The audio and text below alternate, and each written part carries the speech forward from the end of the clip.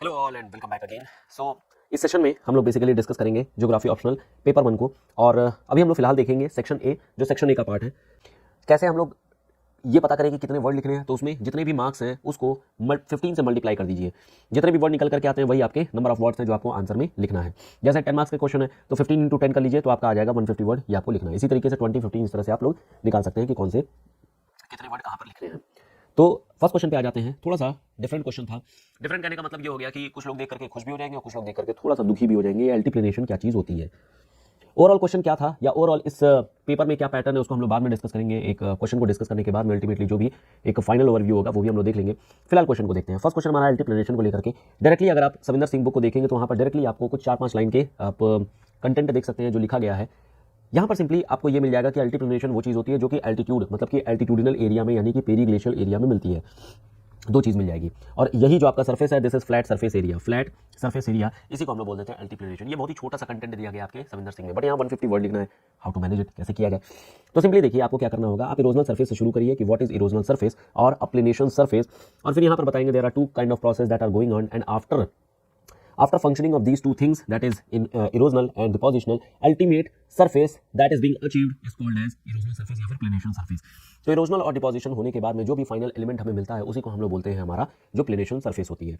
ये जो planation surface होती है वो कई टाइप की है और कई सारे ज्योग्राफर्स ने इसे अलग अलग तरीके से बता रखा है। जैसे paddy plain, Penney plane and pan plain हो गया।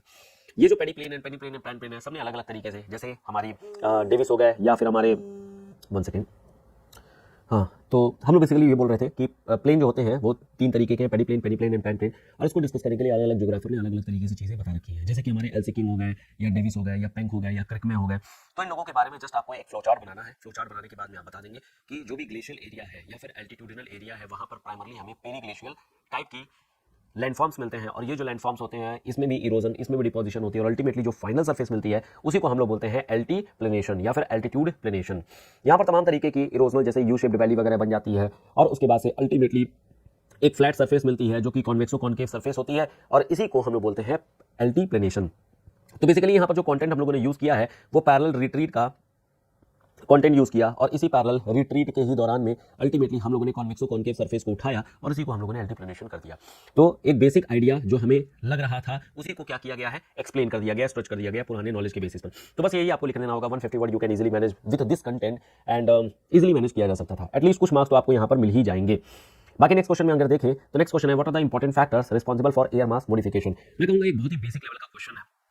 यहाँ पर भी आपको 150 वर्ड ही लिखने थे। यहाँ पर अगर देखा जाए तो क्वेश्चन है कि कौन से इंपॉर्टेंट फैक्टर्स हैं जो कि एयर मास को मॉडिफाई कर रहे हैं। सबसे पहले आपको ये आइडिया होना चाहिए कि एयर मास होता क्या है। तो एयर मास के बारे में आपको पता होगा कि एक 3 डिमेंशनल डायग्राम होती है। 3 डिमेंशनल एयर का एक बैग होती है जहां पर होमोजीनियस कंडीशंस मिलती हैं। होमोजीनियस कंडीशन का मतलब कि यहाँ पर जो भी प्रेशर है, यहाँ पर जो भी टेम्परेचर है, या यहाँ पर जो भी ह्यूमिडिटी है वो होमोजीनियस होती है या यूनिफॉर्म होती है। तो दिस इज यूनिफॉर्म कंडीशंस यहाँ पर हमें देखने को मिल जाती है। तो दिस इज यूनिफॉर्म कंडीशंस। अब इस यूनिफॉर्म कंडीशन के बाद अल्टीमेटली यहाँ पर बहुत सारे ऐसे भी फैक्टर्स होते हैं जो कि इंपैक्ट करते हैं। उससे पहले एयर मास 2 तरीके का होता है। एक होती है जो आपकी कोल्ड एयर मास होती है और दूसरी होती है जो वार्म एयर मास होती है। और ये जो वार्म और कोल्ड एयर मास है वो डिफरेंट क्लाइमेट में अलग अलग तरीके से मिल जाता है। जैसे वार्म में ही अगर बात किया जाए, इसी वार्म में अगर बात किया जाए तो हमें मैरीटाइम ट्रॉपिकल मिल जाती है, कॉन्टिनेंटल ट्रॉपिकल मिल जाती है, मैरीटाइम पोलर, कॉन्टिनेंटल पोलर, और डिफरेंट टाइप की हमें चीज़ें मिल जाती हैं। तो यहाँ पर एक छोटा सा अगर आप डायग्राम बनाना चाहें तो वर्ल्ड का एक मैप बना करके, यहाँ पर वर्ल्ड का एक मैप बना करके दिखा सकते हैं कि कहाँ पर किस तरीके का एयर मास बनता है। तो एयर मास को वर्ल्ड मैप पर दिखा दीजिएगा। अब आते हैं मेन मुद्दे की ओर में, यानी कि मॉडिफाइंग फोर्सेस कौन कौन से यहाँ पर लग रहे हैं। तो मॉडिफिकेशन के लिए सिंपली पहले आपको ये पता होना चाहिए कि एयर मास किस पे डिपेंडेंट है। जिस पे डिपेंडेंट होगा वही उसके मॉडिफिकेशन वाले फोर्सेस भी बन जाएंगे। अब यहाँ पर किस किस चीज़ पर ये डिपेंडेंट होता है, सिंपल पहले हो गया टेम्परेचर। तो टेम्परेचर में तमाम अभी प्रोसेस हो रहे हैं। जैसे पैसिफिक की हीटिंग हो रही है, तो पैसिफिक की हीटिंग होने के कारण से यहाँ का जो एयर मास है वो डिफरेंट टाइप का हो जाएगा, यानी कि वो इन्फ्लुएंस हो रहा है। तो यहाँ पर टेम्परेचर पे इन्फ्लुएंस हो रही है। सिमिलरली इसी तरीके से इंडियन ओशन डायपोल, सिमिलरली इसी तरीके से एल नीनो ला नीना का केस भी हो गया। या जितने भी क्लाइमेटिक एलिमेंट्स होते हैं you can right it here, यहाँ पर वो चीज़ लिख सकते हैं।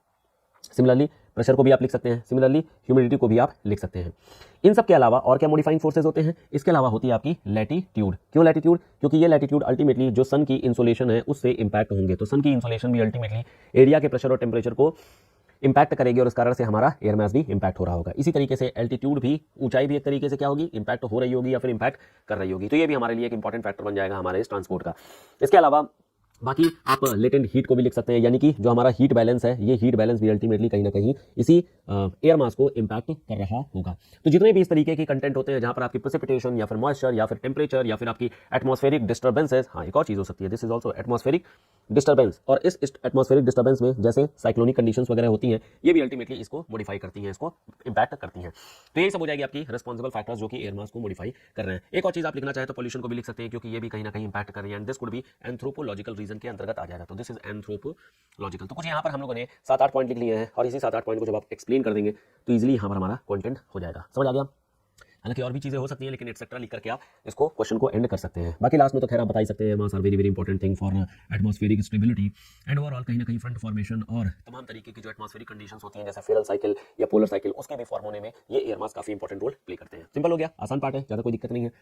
नेक्स्ट क्वेश्चन हमारा है discuss the hazards associated with the rise of sea surface temperature. इसको भी आपको 150 वर्ड में लिखना है, और मैं कहूँगा ये भी एक बहुत ही बेसिक लेवल का क्वेश्चन है। सबसे पहले आपको ये पता होना चाहिए सी सरफेस टेम्परेचर ये होता कितना है। तो आप लिख देंगे कि ठीक है 27 to 28 डिग्री सेंटीग्रेड के अराउंड में सी सरफेस टेम्परेचर में देखने को मिल जाता है, या फिर सिंपली आप 25 से 27 लिख सकते हैं, ये भी एक ही बात है, कोई ज़्यादा इस पर एम्फसाइज करने की बहुत ज़्यादा जरूरत नहीं है। तो सी सरफेस टेम्परेचर है, सी सरफेस टेम्परेचर का हो रहा है राइज। ये जो राइज हो रहा है ये किन किन कारणों के कारण से हो रहा है, मतलब कि what are the responsible factors. तो जो रिस्पॉन्सिबल फैक्टर्स होंगे उसको आप यहाँ पर एक फ्लो चार्ट बना करके दिखा सकते हैं। तो यहाँ पर आप एक फ्लो चार्ट बना दीजिए, और इस फ्लो चार्ट में सिंपली क्या क्या लिख देंगे, कुछ नेचुरल रीजंस हैं और कुछ एंथ्रोपोजेनिक रीजंस हैं। तो this is anthropogenic reasons. Anthropogenic reason में सिंपल हो गया आपका कि पॉल्यूशन हो गया, या फिर हीटिंग हो गई, या फिर जो आपकी वेहिकुलर एमिशंस है, ये सब चीज़ें यहाँ पर लिख देंगे। नेचुरल में आप लिख देंगे वोल्केनिक इरप्शंस हो गया, या फिर अर्थ की एक्सपेंशन हो गई, हीटिंग हो गई, इनको लेकर के आप लिख सकते हैं कि यहाँ पर ये भी हीटिंग वगैरह हो रही है, जिसके कारण से सी लेवल का राइज हो रहा है।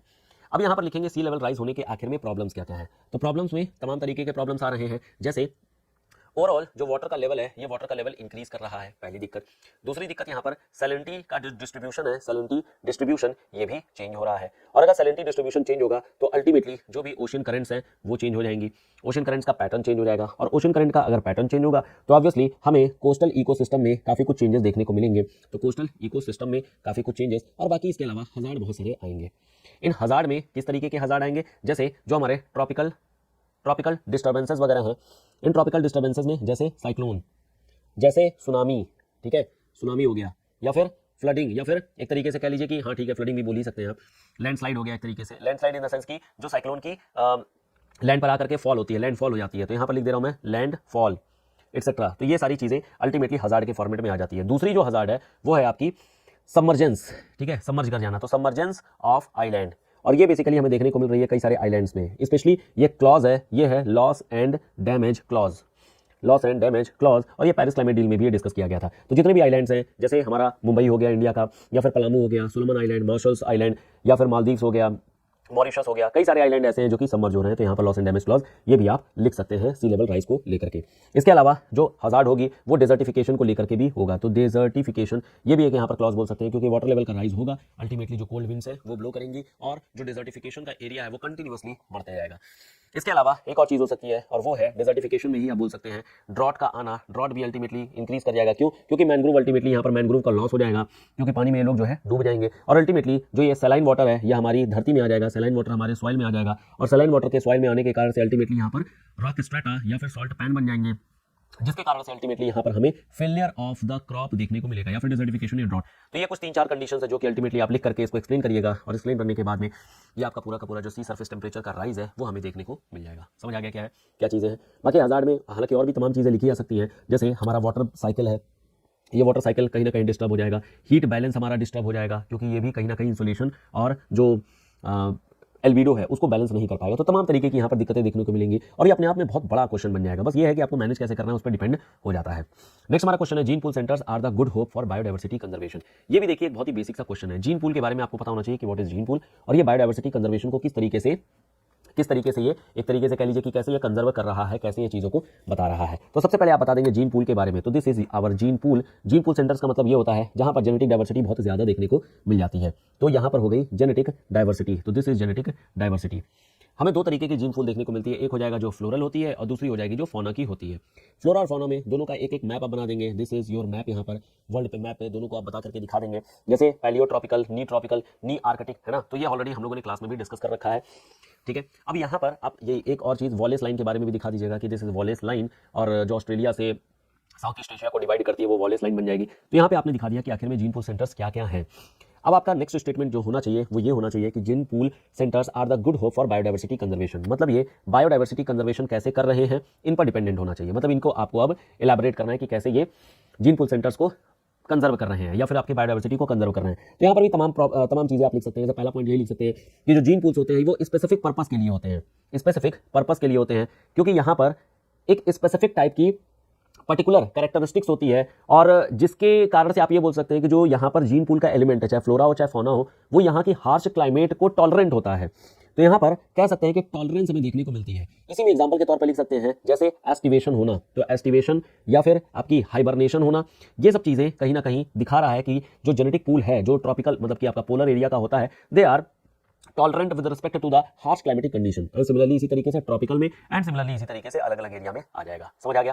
तो यहाँ पर हम लोगों ने जो पैलियो ट्रॉपिकल, नी आर्कटिक, पैलियो आर्कटिक, इथियोपियन या फिर ओरिएंटल रियल, ये सब चीजें जो यहाँ पर आपने दिखाई होंगी उसी को यहाँ पर आपको एक्सप्लेन करते रहना है। एक तो ये बता दिया गया, दूसरा बता दिया जाएगा कि यहाँ पर सर्वाइवल ऑफ द फिटेस्ट की कहानी भी हो जाती है। तो this is survival of fittest, मतलब यहाँ पर एक स्पेसिफिक टाइप के ही एनिमल्स होंगे या स्पेसिफिक टाइप की फ्लोरा एंड फौना होगी जो कि अल्टीमेटली सर्वाइव करेगी, और अगर हम दूसरी कंडीशंस को लेकर के आएंगे तो यहाँ पर हमें इकोलॉजिकल सक्सेशन देखने को मिलेगा, और इकोलॉजिकल सक्सेशन के बाद एक स्पेसिफिक टाइप की ही चीज निकल करके आएगी, और इसीलिए हम फिर बोल सकते हैं कि दिस इज स्पेसिफिक पर्पस, और यहाँ पर भी स्पेसिफिक टाइप की ही चीजें निकल करके आएंगी। तो काइंड ऑफ कह सकते हैं कि दोनों मतलब चीजें तो सेम सी ही हो गई, but still they have differences, they have specific things, जिसके कारण से हम लोग बोल सकते हैं कि यहाँ पर हमें जेनेटिक जो हमारी जीन पूल्स हैं, they are very very important and they are very very important for specially for biodiversity conservation. इसके अलावा हम लोग ये भी बोल सकते हैं कि lesser number of genes in their gene pool will be susceptible to some problems, जिसके कारण से हमें इंडेंजर्ड स्पीसीज या फिर एक्सटिंक्शन ऑफ द स्पीसीज देखने को मिलेगा। तो इंडेंजर्ड या फिर एक्सटिंक्शन ऑफ स्पीसीज देखने को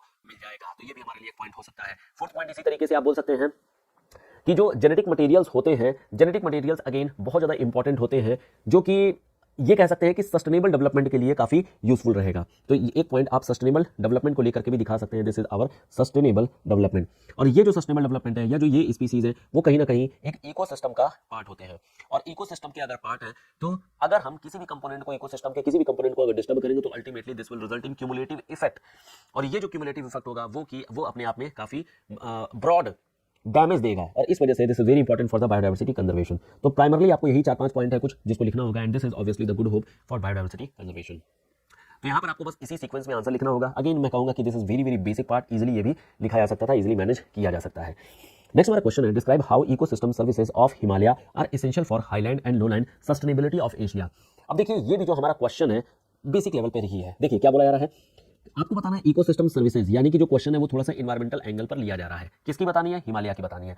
तो सबसे पहले तो आपको ये पता होना चाहिए था कि लोकेशन ऑफ हिमालय क्या है, लोकेशन ऑफ हिमालय, और ध्यान आपको ये रखना है कि ये है पेपर नंबर 1, और यहाँ पर आपको वर्ल्ड लेवल पे बात करनी है, और यहाँ क्वेश्चन में भी एशिया लेवल पे ही पूछा जा रहा है। तो this is essential for highland and lowland sustainability of Asia. देखिए मैंने यहाँ पर क्वेश्चन पढ़ करके ये आइडिया लगा लिया है कि ये जो क्वेश्चन है वो मुझे थोड़ा सा इकोलॉजिकल लैंग्वेज में लिखना है, क्योंकि यहाँ पर जो चीज़ है वो इकोलॉजिकल सर्विसेज, इकोसिस्टम सर्विसेज, ये वर्ड यूज किया गया है, तो आंसर भी मुझे इसी तरीके से कुछ यूज करना पड़ेगा। तो इकोसिस्टम सर्विसेज में या इकोसिस्टम वाली जो भी डेवलपमेंट है उसके बारे में जब हमें लिखना होगा तो वर्ड भी हम लोगों को कुछ उसी तरीके के चूज भी करने पड़ेंगे। फॉर एग्जाम्पल जैसे ये जो हिमालय है इसकी जेनेटिक डाइवर्सिटी का क्या सीन है। सिमिलरली इसी तरीके से इकोसिस्टम डाइवर्सिटी के बारे में हमें लिखना पड़ेगा, तो दिस इज इकोसिस्टम डाइवर्सिटी। मैं यहाँ पर अभी पॉइंट्स लिख रहा हूँ, इसको अभी हम लोग आगे एक्सप्लेन और करेंगे। फिर आ जाएगी इसकी स्पीसीज डाइवर्सिटी, तो this is our species diversity के बारे में आ जाएगा। सिमिलरली जेनेटिक डाइवर्सिटी के बारे में आ जाएगा, जेनेटिक डाइवर्सिटीज के बारे में आ जाएगा। फिर इसी तरीके से हम लोग बोल सकते हैं फंक्शनल डाइवर्सिटी, तो दिस इज फंक्शनल डाइवर्सिटी। तो यहाँ पर हमारे पास 5 पॉइंट हो गए, और मैंने स्पेशली यहाँ पर 5 पॉइंट जो यूज किए हैं वो इकोलॉजिकल लैंग्वेज में यूज किए गए हैं। समझ में आ रहा है? जब हम जेनेटिक डाइवर्सिटी के बारे में बात करते हैं तो यहाँ पर हमें बताना होता है जीन पूल के ही बारे में, और जब जीन पूल के बारे में हम लोग बात करते हैं तो अगर एशिया के मैप को देखेंगे तो एशिया के मैप में जो इंडिया का पार्ट है, यानी कि हिमालय के, यहाँ पर मैं लिख दे रहा हूँ suppose this is our Himalaya, Himalaya के एक साइड में यहाँ पर हमारा इंडियन सबकॉन्टिनेंट मिलता है, और यहाँ पर जो जीन पूल मिलती है वो आती है oriental gene pool, this is oriental. और इसके जस्ट ऊपर में जब हम लोग आ जाएंगे तो ये आ जाएगी नी आर्कटिक का इलाका या नी ट्रॉपिकल का इलाका, दिस इज मैं लिख दे रहा हूँ यहाँ पर नी आर्कटिक, और इसी तरीके से ऊपर में बोरियल फॉरेस्ट भी आ जाते हैं, तो दिस इज बोरियल फॉरेस्ट। तो दोनों में से फ्लोरा बात करिए या फिर फौना बात करिए, ये जीन पूल होते हैं। और कहीं ना कहीं ये जो हमारी हिमालयन बेल्ट है, ये जो हमारी हिमालयन बैरियर है, इन दोनों के बीच में क्लियर डिस्टिंक्शन बना रही है, और जिसे हम लोग बोल सकते हैं यही जो क्लियर डिस्टिंक्शन है, this is again very very important for sustainability in Asia. एक पॉइंट ये हो गया। दूसरा पॉइंट इकोसिस्टम डाइवर्सिटी को लेकर के है। इकोसिस्टम डाइवर्सिटी में आप ये बता देंगे कि जो हमारा इंडिया है, यहाँ पर जो भी विंड्स होती हैं या जो भी यहाँ पर क्लाइमेटिक कंडीशंस होती हैं, they are entirely different from other part of the Himalaya. North part से जो साउथ का पार्ट है वो इंटायरली डिफरेंट है।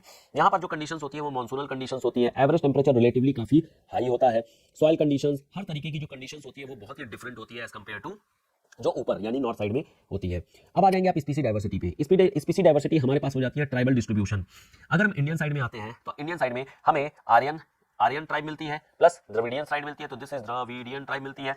ऑस्ट्रेलॉइड्स मिलते हैं, ठीक है, तो दिस इज ऑस्ट्रेलॉइड्स मिलते हैं। और जबकि वही ऊपर हम लोग चले जाएं, हमारे जो नॉर्थ ऑफ द हिमालय है वहां पर हमें देखने को मिलती है मंगोलॉइड्स, तो दे आर मंगोलॉइड्स। ये मेनली ट्राइब हमें देखने को मिल जाती है, या फिर इंडो तिब्बतन मिल सकती है, तो दिस इज इंडो तिब्बतन मिल जाती है, और बाकी कोई ट्राइब यहाँ पर नहीं मिलती है। तो ये दो तरीके की ट्राइब्स हैं, और बाकी जो मिलते हैं वो नोमैड्स मिलते हैं, तो they are nomad people, nomads.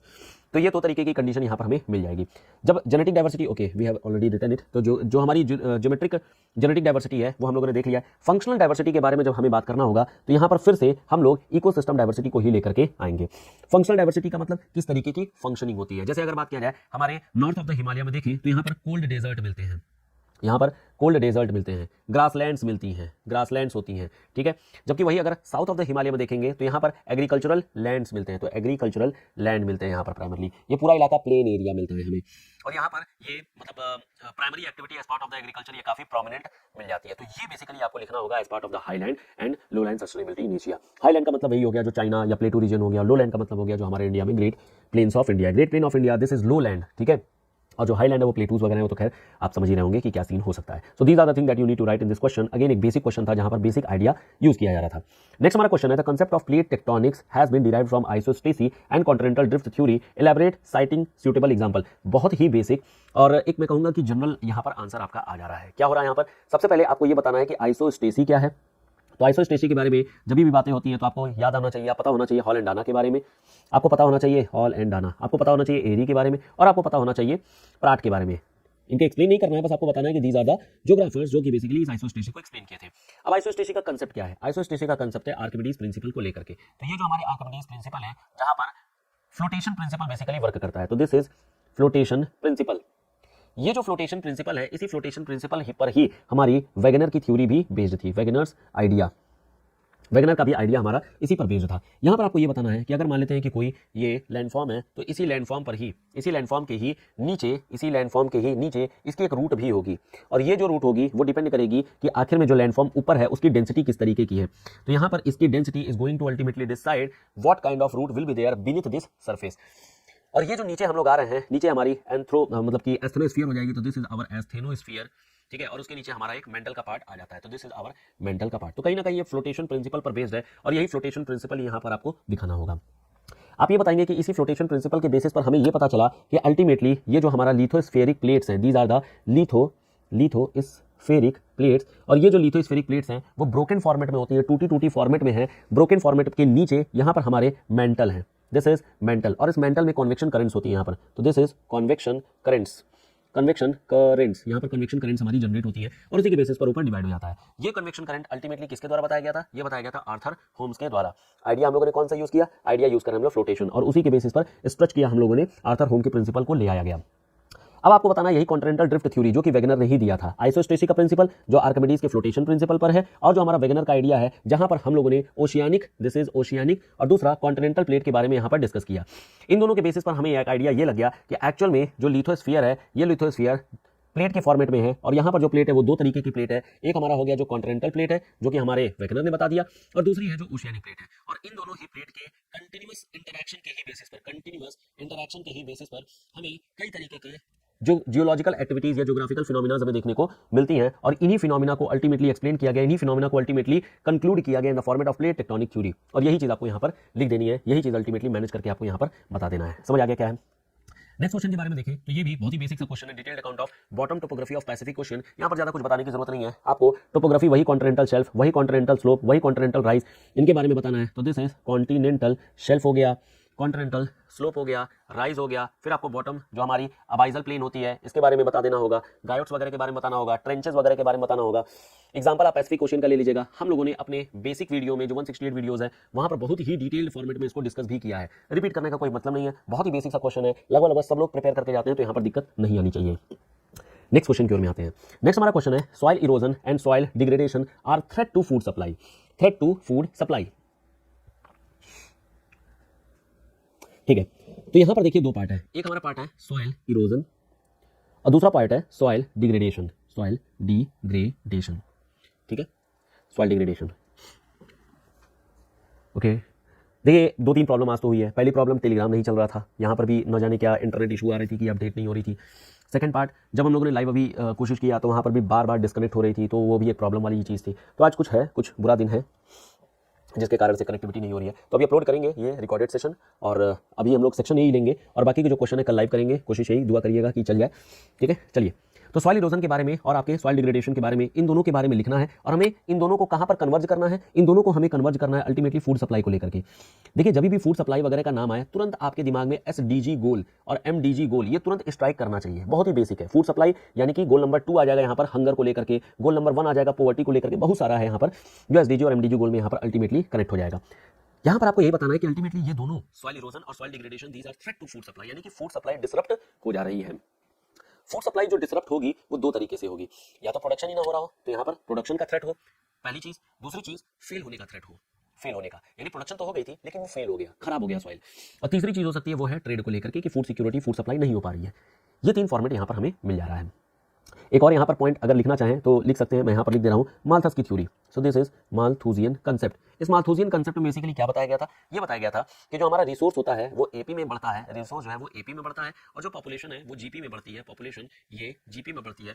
और यहाँ से हम लोग ये बोल सकते हैं कि जो सॉइल है वो हैविली डिपेंडेंट है या फिर कह लीजिए हैविली प्रेशराइज्ड है पॉपुलेशन के कारण से। और अल्टीमेटली यही जो पॉपुलेशन का ये जो कर्व है वो अल्टीमेटली क्या करता है कि लोगों को हैविली प्रेशराइज कर देता है, जिसके कारण से सॉइल के फेल होने का ज्यादा खतरा हो जाता है। तो यहाँ पर सॉइल के या तो यहाँ लिख सकते हैं प्रोडक्शन के फेल होने का ज्यादा खतरा हो जाता है, और प्रोडक्शन के खतरा होने के कारण से ही यहाँ पर लोग फूड सिक्योरिटी के मतलब फूड सिक्योरिटी यहाँ पर नहीं हो पाती है, फूड फेल हो जाती है। तो ये कंसेप्ट भी अगर आप चाहें Malthusian concept you can also right, not in direct sense but in direct sense में लिखा जा सकता है। आते हैं हम लोग वापस से सॉइल इरोजन और सॉइल डिग्रेडेशन, ये दोनों कैसे फूड सिक्योरिटी, फूड सप्लाई को डिसरप्ट कर रहे हैं। तीन पॉइंट आपके पास में, एक पॉइंट है प्रोडक्शन को लेकर, दूसरा फेलियर को लेकर, तीसरा ट्रेड को लेकर के। सॉइल इरोजन अगर होती है तो ऑब्वियसली बात है यहाँ पर जो सॉइल की फर्टिलिटी है, जो सॉइल की फर्टिलिटी हो गई, सॉइल की जो अपर लेयर होती है, फर्स्ट लेयर भी जिसको हम लोग बोल सकते हैं, या जो फर्स्ट होराइजन, जीरो होराइजन होती है, जीरो होराइजन, ये सब मास इरोजन के थ्रू निकल जाएगा। इरोड होने के बाद में यहाँ पर फर्स्ट लेयर अगर निकल गई तो अल्टीमेटली यहाँ पर जो सॉइल की फर्टिलिटी है वो लूज हो गई, ह्यूमस जो है वो लूज हो गया, और लूज होने के कारण से अल्टीमेटली जो प्रोडक्शन है वो खत्म हो जाएगी, प्रोडक्शन यहाँ पर फेल हो जाएगी, सॉइल जो है वो फेल कर जाएगा। इस तरीके की कंडीशन हमें देखने को मिलती है जहां पर भी माउंटेन इलाका होता है। तो माउंटेन एरिया में हमें इसी तरीके की सॉइल इरोजन, मास इरोजन के फॉर्मेट में देखने को मिल जाती है। That is why crops are getting failed in the mountain areas. दूसरा पॉइंट है कि अल्टीमेटली सॉइल इरोड होने मतलब सॉइल फेल हो जा रही है, मतलब क्रॉप फेल हो जा रही है। ये क्या है, ओवर इरिगेशन करना। ओवर इरिगेशन अगर हम लोग कर देते हैं या ओवर पेस्टिसाइड या फर्टिलाइजर का यूज करना, केमिकल कंपाउंड का यूज करना, उसके कारण से भी यहाँ पर सॉइल होती है वो इरोजन होती है, वो भी अल्टीमेटली फेल कर जाएगा। बाकी इसके अलावा अगर मान लेते हैं कि जैसे मान लेते हैं कि हमारी जो सॉइल है वो अल्टीमेटली किसी डिजास्टर का शिकार हो जा रही है, तो उस कारण से भी सॉइल फेल हो जाती है, तो ये भी अल्टीमेटली सॉइल इरोजन का ही पार्ट होगा। ध्यान रखिएगा, जैसे सॉइल इरोजन जहां पर फर्स्ट लेयर निकल जाएगी, फर्स्ट लेयर के निकल जाने का, इरोड करने का केस है यहाँ पर। अगर मान लेते हैं फ्लडिंग आएगी तो सॉइल इरोजन होगा। मास इरोजन, लैंडस्लाइड, अवलांच एक तरीके का इरोजन है। डिग्रेडेशन क्या होती है, डिग्रेडेशन का मतलब ये होता है जहां पर एनपीके इनका रेशियो खराब हो जाता है। तो जब रेशियो खराब होगा तो यहाँ पर अल्टीमेटली आपको कुछ चॉइस ऑफ क्रॉप आपको सही रखनी पड़ेगी, चॉइस ऑफ क्रॉप। अब इस कारण से क्या होगा कि क्रॉप की वैरायटी हमें नहीं मिल पाएगी, और वैरायटी नहीं मिल पाएगी तो obviously there will be problem in production, production में कुछ ना कुछ प्रॉब्लम हो जाएगा, पहली चीज। सेकंड थिंग, जब डिग्रेडेशन हो जाएगी तो ऑब्वियसली सॉइल भी जो है वो इनफर्टाइल हो जाएगी, या फिर सॉइल की जो होराइजन्स होती हैं उसमें इल्यूविएशन देखने को मिलेगा, जिसके कारण से अगेन जो क्रॉप है वो फेल होने का खतरा बना रहेगा। और ये सारी चीजें होंगी तो अल्टीमेटली क्या होगा, फूड सप्लाई को एक धक्का लगेगा, फूड सप्लाई नहीं हो पाएगी, और ultimately these are going to make a threat to the food supply. Clear है? बाकी लास्ट में माल्थुसियन कंसेप्ट लिख करके आप आंसर को कंक्लूड कर सकते हैं। क्लियर? कोई डाउट होगा बताइएगा, कमेंट कर दीजिएगा नीचे, नहीं तो हम लोग आगे डिस्कस कर ही रहे हैं। नेक्स्ट हमारा क्वेश्चन है, examine major influencing factor for varied pattern of precipitation on the continent. देखिए क्वेश्चन ये नहीं है कि प्रेसिपिटेशन, क्वेश्चन है varied pattern on precipitation on continent, उस पर क्या इन्फ्लुएंस हो रहा है। तो यहाँ पर सबसे पहले आपको ये पता होना चाहिए कि प्रेसिपिटेशन किस किस तरीके का कहाँ कहाँ पर होता है।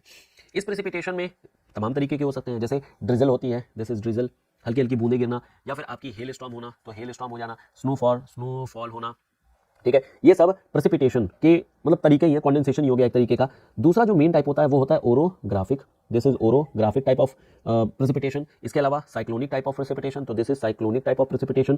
फ्रंटल टाइप ऑफ प्रेसिपिटेशन, तो दिस इज फ्रंटल, ठीक है। और कन्वेक्शनल रेनफॉल, ये हो जाएगी हमारे पास रेनफॉल यानी कि प्रेसिपिटेशन का तरीका।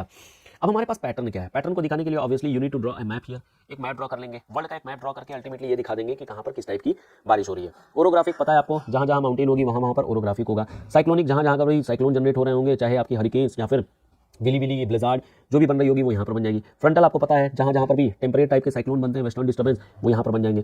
कन्वेक्शनल आपको इक्वेटोरियल इलाके में मिल जाएगा, दिस इज इक्वेटोरियल एरिया। दिखा दिया आपने कहाँ कहाँ पर किस तरीके की प्रेसिपिटेशन है। अब आपको ये बताना है कि ये जो रेनफॉल में चेंजेस देखने को मिल रहे हैं यानी कि वेरिड पैटर्न ऑफ प्लेटफॉर्म है, वो किस किस फैक्टर पर डिपेंडेंट है, मतलब इनकी जो हमें चेंजेस देखने को मिल रहे हैं उनके फैक्टर्स क्या होंगे, अब बताइए। अब इसलिए बता सकते हैं, सबसे पहला टोपोग्राफी में चेंज देखने को मिल रही है, तो this is topographical change, this is topographical change हो गया। दूसरा क्लाइमेटिक वेरिएशन देखने को मिल रही है, तो दिस इज क्लाइमेटिक वेरिएशन हमें देखने को मिल रही है। तीसरा और क्या हो जाएगा, तीसरा हो जाएगा जो एंथ्रोपोलॉजिकल रीजंस है, एंथ्रोपोलॉजिकल, जैसे पॉल्यूशन बहुत हो रहा है तो पॉल्यूशन हो गया, ओजोन डिप्लीशन हो गया, ये सब चीज़ें अल्टीमेटली यहाँ पर आप दिखा सकते हैं। फोर्थ हो जाएगी लोकल कंडीशन, लोकल कंडीशन भी यानी कि प्रेशर और टेम्परेचर का जो वेरिएशन है वो भी काफ़ी हद तक इस प्रेसिपिटेशन के पैटर्न को हमें डिस्टर्ब करता है। तो ये कुछ पैटर्न होंगे, ये कुछ फॉर्म्स होंगे जिसके बेसिस पर ultimately you will write the answer, ये चीज़ें लिखेंगे आप। समझ आ गया, क्लियर है। नेक्स्ट हमारा क्वेश्चन आता है, maritime security is being neglected, indicate the major challenges and suggest solution in context of law of sea. तो यहाँ पर जो कंटेक्स्ट है वो है लॉ ऑफ सी यानी कि UNCLOS, यूनाइटेड नेशंस की जो CLOS है, कन्वेंशन ऑन लॉ ऑफ सी है, उसको लेकर के सबसे पहले इसको आप डिफाइन कर दीजिए, ठीक है, सी बेड अथॉरिटी। और अल्टीमेटली ये दिखा देंगे कि ये हमारा मान लेते हैं बॉर्डर है, बॉर्डर से 12 नॉटिकल माइल ये हमारा टेरिटोरियल वाटर हो गया, फिर हमारा 12 नॉटिकल माइल ये हो गया कॉन्टिगुअस जोन, तो दिस इज 12 और अल्टीमेटली 200 नॉटिकल माइल तक ये हमारा मिल जाता है जिसको हम लोग बोलते हैं EEZ एक्सक्लूसिव इकोनॉमिक जोन, ठीक है। हमारा क्या काम है, सबसे पहला स्टेटमेंट है कि maritime security is being neglected, ये निग्लेक्ट हो रही है, तो हमारी ये हो गई मैरीटाइम सिक्योरिटी।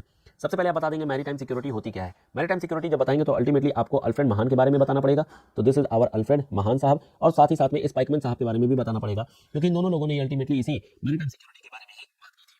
आप ये बता देंगे कि maritime security this is very very important thing because the country is open, मतलब जितनी भी कंट्रीज हैं they are open from unexpected areas. बहुत ही ये पूरा का पूरा इलाका जो होता है वो बहुत ही लॉन्ग स्पैन का होता है, लॉन्ग स्पैन की हमारी एरिया होती है, और इस वजह से सिक्योरिटी काफ़ी इंपॉर्टेंट है। नॉर्मली निग्लेक्ट की जाती है क्योंकि एरिया बहुत लॉन्ग है, तो उस हर एक इलाके पर, हर एक एरिया पर हम अपने सिक्योरिटी फोर्सेज नहीं रख सकते हैं ऑब्वियसली, क्योंकि यहाँ पर लिमिटेशंस हैं, इस कारण से हम लोग यहाँ पर चीज़ें नहीं रख पाते हैं। दूसरी चीज़ ये होती है कि हम लोग जितनी भी सिक्योरिटी या जितने भी हम लोग लॉ वगैरह बनाते हैं they are primarily for territorial water, ये हम लोग टेरिटोरियल वाटर पर ही ध्यान रखते हैं, और टेरिटोरियल वाटर बहुत नजदीक होती है, तो it should be up to contiguous zone, मतलब कॉन्टिगुअस जोन से अगर हम लोग रखें तो शायद हमारी सिक्योरिटी ज़्यादा परफेक्ट होगी, ज़्यादा स्ट्रॉन्ग होगी, बट हमारी जो सिक्योरिटी वो टेरिटोरियल वाटर में ही मेनली होती है, और इस कारण से भी कहीं ना कहीं ये निग्लेक्टेड पार्ट हो जाता है, तो एक निग्लेक्टेड पार्ट में ये हमें देखने को मिल जाती है, ठीक है। प्लस तीसरी चीज़ ये होती है कि हमारी स्पीड, पेट्रोलिंग की जो स्पीड होती है वो भी बहुत स्लो होती है इन द ओशन वाटर्स, ये भी हमारे लिए खतरा होता है, ये भी हम कह सकते हैं कि this is again a type of a format of neglection in the maritime security, ये भी एक पॉइंट हो जाएगा। अब हमें बताना है आगे नेक्स्ट पॉइंट में कि आखिर में मेजर चैलेंजेस क्या क्या हैं, तो आपको बताना है यहाँ पर मेजर चैलेंजेस।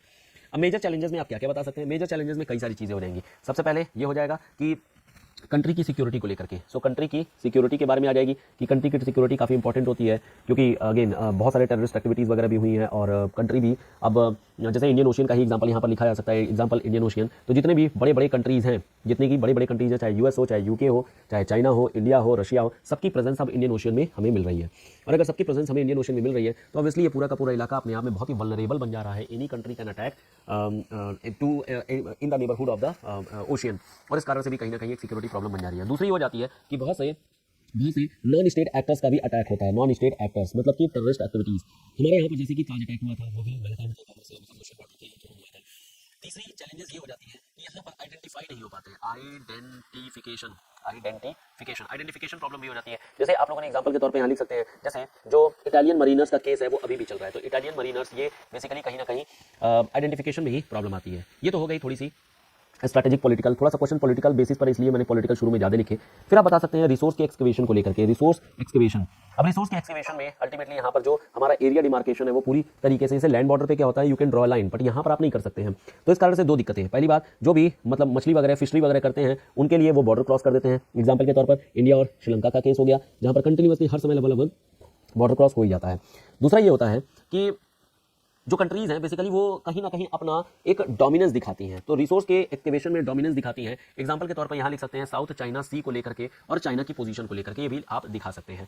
समझ में आ गया क्या है? तो ये रिसोर्स एक्टिवेशन वाली भी चीज आप यहाँ पर दिखा सकते हैं कि आखिर में this is again a problematic situation. दूसरी और भी आप चीजें दिखा सकते हैं कि जो हमारा अनक्लॉज है वो पूरी तरीके से एक्सप्लेन्ड नहीं है, this is very very limited. मतलब यहाँ पर कई सारे एरियाज ऐसे हैं, कई सारे ऐसे हमें जोन मिलते हैं जहाँ पर ये लॉ फेल हो जाता है, ये काम ही नहीं करता है। जैसे एग्जाम्पल के तौर पर हमारा सर क्रीक का इलाका, ये जो सर क्रीक का इलाका है यहाँ पर अनक्लॉज काम ही नहीं करता है, यहाँ पर कहीं ना कहीं ये जो लॉ है वो फेल हो जाता है, वो एक तरीके से कह लीजिए कि काम नहीं करता है। एंड सिमिलरली साउथ चाइना सी, वहाँ पर भी कहीं ना कहीं अपने आप में इनकम्प्लीट हो जाता है, यहाँ पर भी ये हर चीज़ को, हर एक कंडीशन को फॉलो नहीं कर पाता है। तो ये कुछ एरियाज हैं जिसके कारण से हम लोग बोल सकते हैं these are the major challenges. अब सोल्यूशन क्या क्या हो सकती है? सोल्यूशन सिंपल सी बात है, इन्हीं सारे चैलेंजेस को लेकर के आप सोल्यूशन भी बता सकते हैं। ये कंट्री की सिक्योरिटी नहीं हो पा रही तो आप क्या करेंगे? कुछ ऐसे आप एलाई कंट्री बनाएंगे, मिलिट्री एक्सरसाइजेस करेंगे, जैसे हमारे यहाँ पे मालाबार एक्सरसाइज होती है, या फिर हम लोग तमाम कंट्री के साथ मिलकर के मिलिट्री एक्सरसाइज करते हैं, तो वो हम लोग कर लेते हैं। दूसरी, हम लोग जैसे नेवी को भी रखे हैं जो कि हमारी सेकंड लाइन इन कमांड होती है, फर्स्ट लाइन इन कमांड के लिए हम लोग इंडियन कोस्ट गार्ड को लेकर रखे हुए हैं।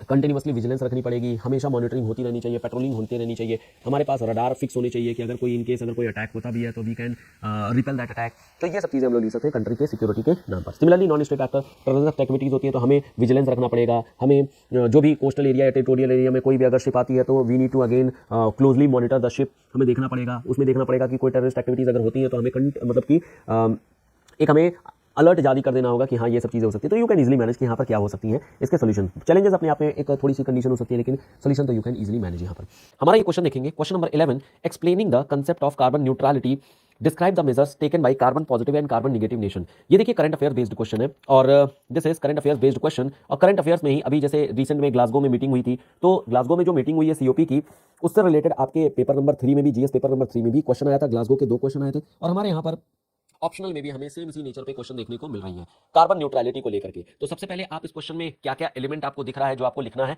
सबसे पहला यहाँ पर पार्ट है वो है कंसेप्ट ऑफ कार्बन न्यूट्रलिटी का। तो सबसे पहले हमें कॉन्सेप्ट ऑफ कार्बन न्यूट्रलिटी के बारे में डिस्कस करना होगा, पहले हमें यही चीज लिखनी होगी। तो कार्बन न्यूट्रलिटी बोलिए या जीरो कार्बन बोलिए, दोनों में एक ही कंसेप्ट हमें लिखना होता है और वो होता है कार्बन की ओवरऑल फॉर्मेट में एक जीरो, नेट जीरो आनी चाहिए, या नेट जीरो भी हम लोग बोल सकते हैं इसको, दिस इज नेट जीरो। इसका मतलब क्या है? इसका मतलब यह है कि जितना भी इनकमिंग है दिस इज इनकमिंग माइनस जितनी भी आउटगोइंग आ रही है, ये अल्टीमेटली नेट जो है वो जीरो होना चाहिए, नेट जो है वो बैलेंस हो जानी चाहिए। कहने का मतलब ये हो गया, अगर हम लोग कोयला से, जैसे मान लेते हैं कि कोई चीज हम लोग कोल से अगर हम इलेक्ट्रिसिटी प्रोड्यूस कर रहे हैं, कोल को अगर हम लोग बर्न कर रहे हैं, यहां से हम चीजों को निकाल रहे हैं, तो कोल के थ्रू कार्बन की एमिशन हो रही है, नो डाउट इसमें।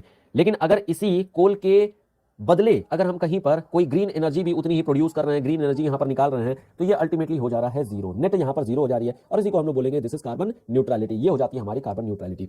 तो पहले तो आपने बता दिया explaining the concept of carbon neutrality क्या चीज होती है। दूसरा यहां पर बताया गया describe the measures taken by carbon positive and carbon negative nation. सबसे पहले हमें यह पता होना चाहिए कि कार्बन पॉजिटिव कौन कौन से कंट्रीज हैं, तो कार्बन पॉजिटिव, और दूसरी जो कंट्री है वो है कार्बन निगेटिव। तो कार्बन निगेटिव अगर हमें पता रहेगा तो ऑटोमेटिकली हमें पता चल जाएगा कौन से कार्बन पॉजिटिव है। तो कार्बन निगेटिव में सबसे पहले और सबसे पहला जो कंट्री था वो था भूटान। इसके अलावा हमारे पास आइलैंड नेशंस है, जैसे पलामू वगैरह हो गया, ये सब कार्बन निगेटिव में आ जाते हैं। हालांकि अगर आप लिस्टिंग देखेंगे तो सूरीनाम, सार, टुवालू हो गए, तो ये सब जो आइलैंड नेशंस है वो सब कार्बन निगेटिव नेशंस है। जो बचे हुए हैं वो कार्बन पॉजिटिव होंगे ऑटोमेटिकली। इनफैक्ट जितने भी डेवलप्ड एंड डेवलपिंग नेशन है, बड़े नेशंस है, डेवलप्ड एंड डेवलपिंग नेशन, ये दोनों के दोनों ही कार्बन पॉजिटिव है। एंड इनफैक्ट इंडिया भी कार्बन पॉजिटिव में ही आता है, क्योंकि कार्बन की एमिशन यहां पर भी की जा रही है। हालांकि इंडिया पर काफी ज्यादा प्रेशराइज किया गया था कि कार्बन भी net neutrality, not net neutrality, net carbon zero की ओर में चला जाए, लेकिन फिर भी इंडिया ने अल्टीमेटली काफी एम्फसाइज किया और ये कहा 2047 तक हम भी कार्बन न्यूट्रल हो जाएंगे। तो इंडिया ने भी अच्छा खासा टाइम पीरियड ले लिया है, जिसके बेसिस पर वो आगे जाकर के अपना जो भी कार्बन का एमिशन करना है वो करेगा। तो ये हमारे पास आ जाएंगे कि कौन कौन से कार्बन पॉजिटिव और कौन कौन से कार्बन निगेटिव है। नंबर 2 यहाँ पर यह है कि कौन क्या क्या मेजर्स लिए गए हैं कार्बन पॉजिटिव और कार्बन निगेटिव नेशंस के द्वारा। हम लोग सिंपली बोल सकते हैं कि कार्बन पॉजिटिव नेचर के लिए, मतलब कार्बन पॉजिटिव जो जो कंट्री है उनके लिए आप सिंपली यही बता सकते हैं, पहला ग्रीन एनर्जी प्रोडक्शन, तो ग्रीन एनर्जी यहाँ पर आ जाएगी। और इसके लिए जो एक्शंस लिए गए हैं, जैसे ग्रीन ग्रिड हो गया, तो ग्रीन ग्रिड एक कह लीजिए कि जो होता है एक्शंस लिए गए हैं, ग्रीन ग्रिड एक तरीके से कह लीजिए कि यहाँ पर जो इंटरनेशनल सोलर अलायंस है आईएसए ने ये मिलकर के बनाया है। सिमिलरली इसी तरीके से हम लोगों ने या फिर इंडिया ने जो एक्शंस लिए हैं वो हैं आपकी ग्रीन एनर्जी को लेकर के। तो ग्रीन एनर्जी को लेकर के इंडिया ने काफी कुछ यहाँ पर काम किया है, जिसमें wind energy, biomass energy and other type of energies को प्रोडक्शन के लिए यहाँ पर काम किया जा रहा है। हम लोगों ने काफी टारगेट्स भी लिए हैं, जैसे कि हम लोगों ने टारगेट लिया हुआ था कि हमारा कुछ हम लोग 100 गीगावाट तक की एनर्जी हम लोग सोलर से बना लेंगे। एंड सिमिलरली इसी तरीके से 175 गीगावाट की हमने एनर्जी बनाई थी, लेकिन अभी से रिवाइज कर दिया गया और 450 गीगावाट के, मतलब 450 गीगावाट तक बदल दिया गया है। तो यहाँ से हमें आइडिया लग जा रहा है कि हाँ ठीक है, कार्बन पॉजिटिव वालों ने क्या क्या काम किया होगा। तो मेनली यहाँ पर जो काम किया होगा वो कार्बन निगेटिव को लेकर के, यानी कि कार्बन के एमिशन को हमें कैसे जीरो करनी है उसी को लेकर के यहाँ पर काम कर रहे हैं। इसके लिए आप ये भी बता सकते हैं कि ग्रीन क्लाइमेट फंड भी बनाया गया है, जीसीएफ बनाया गया है, एंड इसके बदले में लोगों को टेक्नोलॉजी और पैसे दोनों दिए जाएंगे, जिसके बेसिस पर अल्टीमेटली यहाँ पर कार्बन जो भी पॉजिटिव कंट्रीज है वो धीरे धीरे आगे जाकर के कुछ नेक्स्ट 20-30 ईयर में कार्बन नेगेटिव ये भी लोग बन जाए। तो ये बता दिया जाएगा आपके कार्बन पॉजिटिव के द्वारा। कार्बन नेगेटिव नेशंस क्या कर रहे हैं, तो पहली चीज तो क्या है, कार्बन नेगेटिव फॉरेस्टेशन की जा रही है, एफॉरेस्टेशन बेसिकली, एफॉरेस्टेशन की जा रही है। हमारे कार्बन पॉजिटिव वाले लोग भी एफॉरेस्टेशन कर रहे हैं, तो यहाँ पर भी एफॉरेस्टेशन का काम किया जा रहा है, बट यहाँ कार्बन नेगेटिव वाले कुछ ज्यादा ही हाई स्पीड में कर रहे हैं। नंबर 2, जो कार्बन नेगेटिव नेशंस हैं, they are facing loss and damage. Loss and damage ये फेस कर रहे हैं, तो लॉस एंड डैमेज के लिए obviously they will be recalling. ये लोग जितने भी डेवलप्ड नेशंस हैं उनको रिकॉल कर रहे होंगे, उनको बोल रहे होंगे कि भाई आप लोग जितना भी कार्बन एमिशन कर रखे हैं, जिसके कारण से ग्लोबल वार्मिंग हो रही है, इस ग्लोबल वार्मिंग का डायरेक्ट इफेक्ट हमारे ऊपर ही पड़ रहा है। हमारे जो आइलैंड्स हैं दे आर गेटिंग सबमर्ज्ड। तो ऑब्वियसली आप या तो हमें टेक्नोलॉजी प्रोवाइड करिए या तो हमें इसके बदले में कॉम्पनसेट करिए, जिसके बेसिस पर अल्टीमेटली हम लोग कह सकते, मतलब हम लोग अपना कुछ नई टेक्नोलॉजी या कुछ नया डेवलपमेंट करेंगे।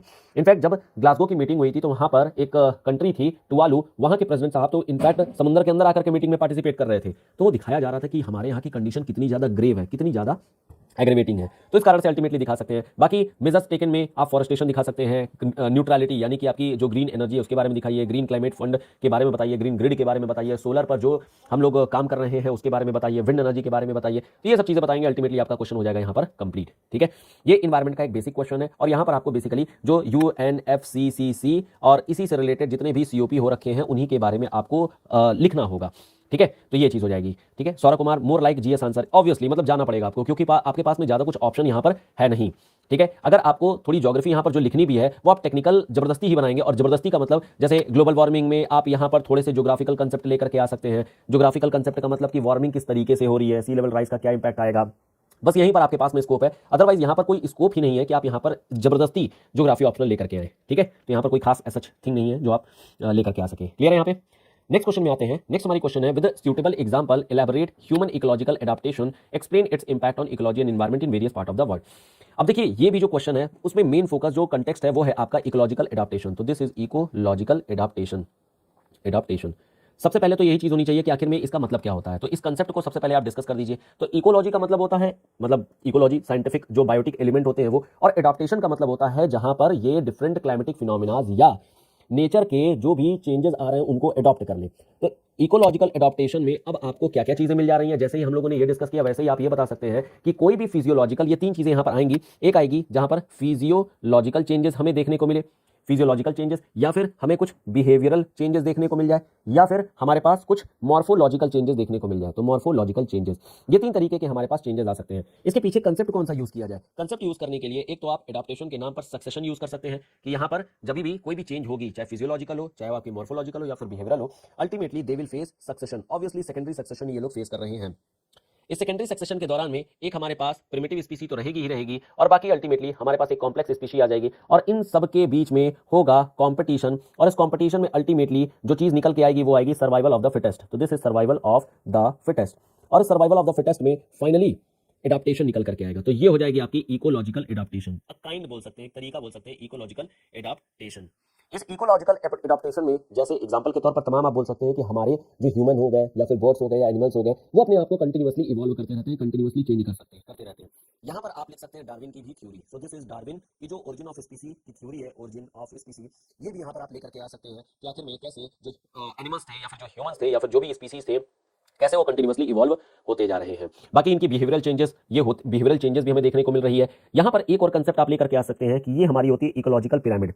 जो हमारी इकोलॉजिकल पिरामिड है इसमें डिफरेंट डिफरेंट ट्रॉफिक लेवल्स होते हैं। ये जो ट्रॉफिक लेवल्स हैं यहाँ पर हमें तमाम बायो मैग्निफिकेशन, बायो एडाप्टेशन ये भी देखने को मिलती है, which is also a type of ecological adaptation, क्योंकि यहाँ पर भी चाहे वो नेगेटिव टर्म में ही हो, यहाँ पर भी एडाप्टेशन फैल रही है। तीसरी चीज यहाँ पर एक पॉइंट आप लेकर के आ सकते हैं, इसी ecological, this is ecological pyramid, ecological pyramid. इसी इकोलॉजिकल पिरामिड में आप दिखा सकते हैं use of polythene, use of polythene. अब जैसे जो पॉलीथीन है ये अपने आप में एक मतलब कह सकते हैं कि ये इकोसिस्टम को डिस्टर्ब करने के लिए एक एलिमेंट होता है, लेकिन ये जो डिस्टर्बिंग एलिमेंट है वो कहीं ना कहीं अब ये मॉर्फोलॉजिकल एडॉप्टेशन ले रखा है, और मॉर्फोलॉजिकल एडॉप्टेशन का मतलब now it is a part of this ecological pyramid. इसे एडजस्ट कर दिया गया है, और इस एडजस्टमेंट में हम लोगों ने कुछ अल्टरनेटिव्स प्रोवाइड कर दिए, अल्टरनेटिव्स ले लिए गए हैं, जिसके बेसिस पर हम बोल सकते हैं कहीं ना कहीं हमारी जो ह्यूमन है या फिर जो भी बायोटिक एलिमेंट्स है या फिर एबायोटिक एलिमेंट्स है, दे आर नाउ रीअरेंज्ड, ये अपने आप को रीअरेंज कर लिया, और यही रीअरेंजमेंट ही फाइनली इकोलॉजिकल एडॉप्टेशन कही जाती है। तो आपको जो आंसर लिखना होगा उस 3 पैरामीटर पे लिखना होगा, एक आपका फिजियोलॉजिकल, दूसरा बिहेवियरल और तीसरा मॉर्फोलॉजिकल। मॉर्फोलॉजिकल में जहां पर स्ट्रक्चरल चेंजेस देखने को मिलते हैं, बिहेवियरल में जहां पर बिहेवियरल ओरिएंटेड आंसर मतलब कि आपके चेंजेस देखने को मिलते हैं, और फिजियोलॉजिकल में जो आपकी फिनोमिनोलॉजी यानी कि जो सरफेशियली प्राइमा फेसा जो बॉडी देख करके आप चेंजेस देखते हैं उसको हम लोग बोलते हैं फिजियोलॉजिकल। ठीक है, तो ये 3 पार्ट हो जाएंगे लिखने के, और एक आप यूज कर सकते हैं जस्टिफिकेशन के लिए इकोलॉजिकल पिरामिड का कंसेप्ट। यहां पर भी निगेटिव टर्म में इकोलॉजिकल जो पोल्यूशंस होती हैं, और पोल्यूशन में भी बायोमैग्निफिकेशन और इस तरीके के ये जो हमारे टर्म होते हैं उनको भी यूज कर सकते हैं। तो ये भी एक पार्ट हो जाएगा, थोड़ा सा यहाँ पर भी जनरल ही जा रहा है, लेकिन फिर भी खैर ultimately this would be the answer. यही वो कंटेंट होगा जो कि आपको इसमें लिखना होगा। फाइनली नेक्स्ट पार्ट आपका है explain it's impact on ecology and environment in various part of the world. अब ये जो various part of the world में जो भी यहाँ पर इंपैक्ट है, उस इंपैक्ट में आपको ये दिखाना है कि कहाँ पर, जैसे एक पार्ट यहाँ पर हो जाएगा लॉस एंड डैमेज भी, लॉस एंड डैमेज, क्योंकि जो आइलैंड्स हैं वो अडॉप्ट नहीं कर पा रहे हैं और इस वजह से उनकी सबमर्जेंस होनी शुरू हो गई है। दूसरा पॉइंट आप लिख सकते हैं मास एक्सटिंक्शन को लेकर के। जो मास एक्सटिंक्शन है, अब जैसे हम लोग अभी 6th मास एक्सटिंक्शन से गुजर रहे हैं, तो मास एक्सटिंक्शन भी कहीं ना कहीं ये शो कर रहा है कि यहाँ पर जो इकोलॉजी और एनवायरनमेंट है, इन दोनों में मतलब इन दोनों पर ये इंपैक्ट हो रही है, और इस कारण से हमें एक बड़े 6th मास एक्सटिंक्शन अभी हम लोग फेस कर रहे हैं। इसके अलावा जो बड़े बड़े क्लाइमेटिक फिनोमिनाज हो रहे हैं वो भी कहीं ना कहीं इसी एडॉप्टेशन का ही एक क्यूमुलेटिव फॉर्मेट देखने को मिल रही है। तो यहाँ पर जितने भी क्लाइमेटिक फिनोमिनाज हमें देखने को मिल रहे हैं वो भी कहीं ना कहीं इसी सारे चीज़ों को लेकर के है। तो ये अल्टीमेटली आप अरेंज करेंगे, आंसर हो जाएगा आपका कंप्लीट, कोई दिक्कत नहीं होनी चाहिए। क्लियर है? ये तो खैर एक मतलब मॉडरेट टाइप का क्वेश्चन है, ज़्यादा टफ नहीं है।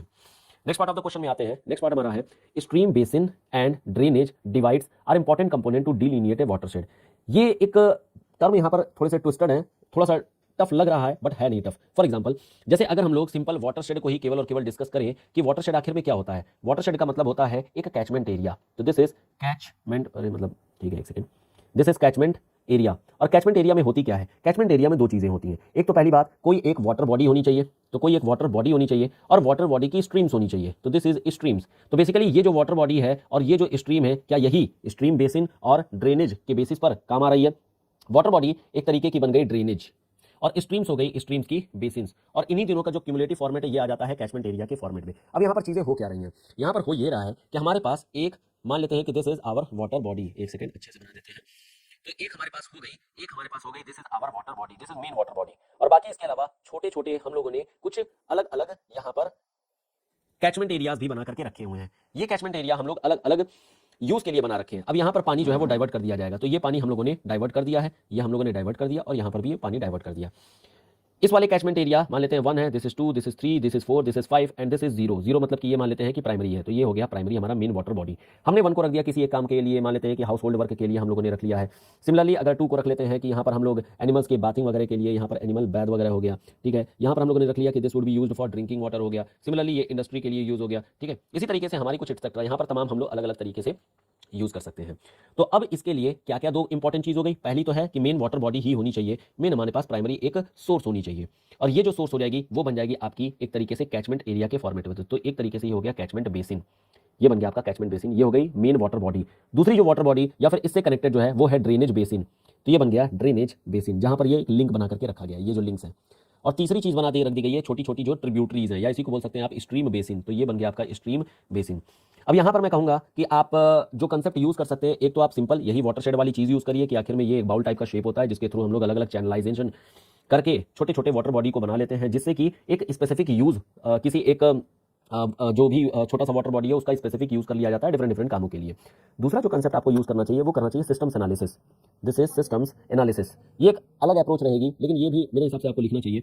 यहाँ पर जैसे सिस्टम्स एनालिसिस में जब भी हम लोग बातें करते हैं तो हमें पहले सिस्टम डिफाइन करते हैं, and since we are in a real world तो हमें हमेशा ओपन सिस्टम ही कंसीडर करना चाहिए। तो यहाँ पर हमारे पास हो जाएगी ओपन सिस्टम।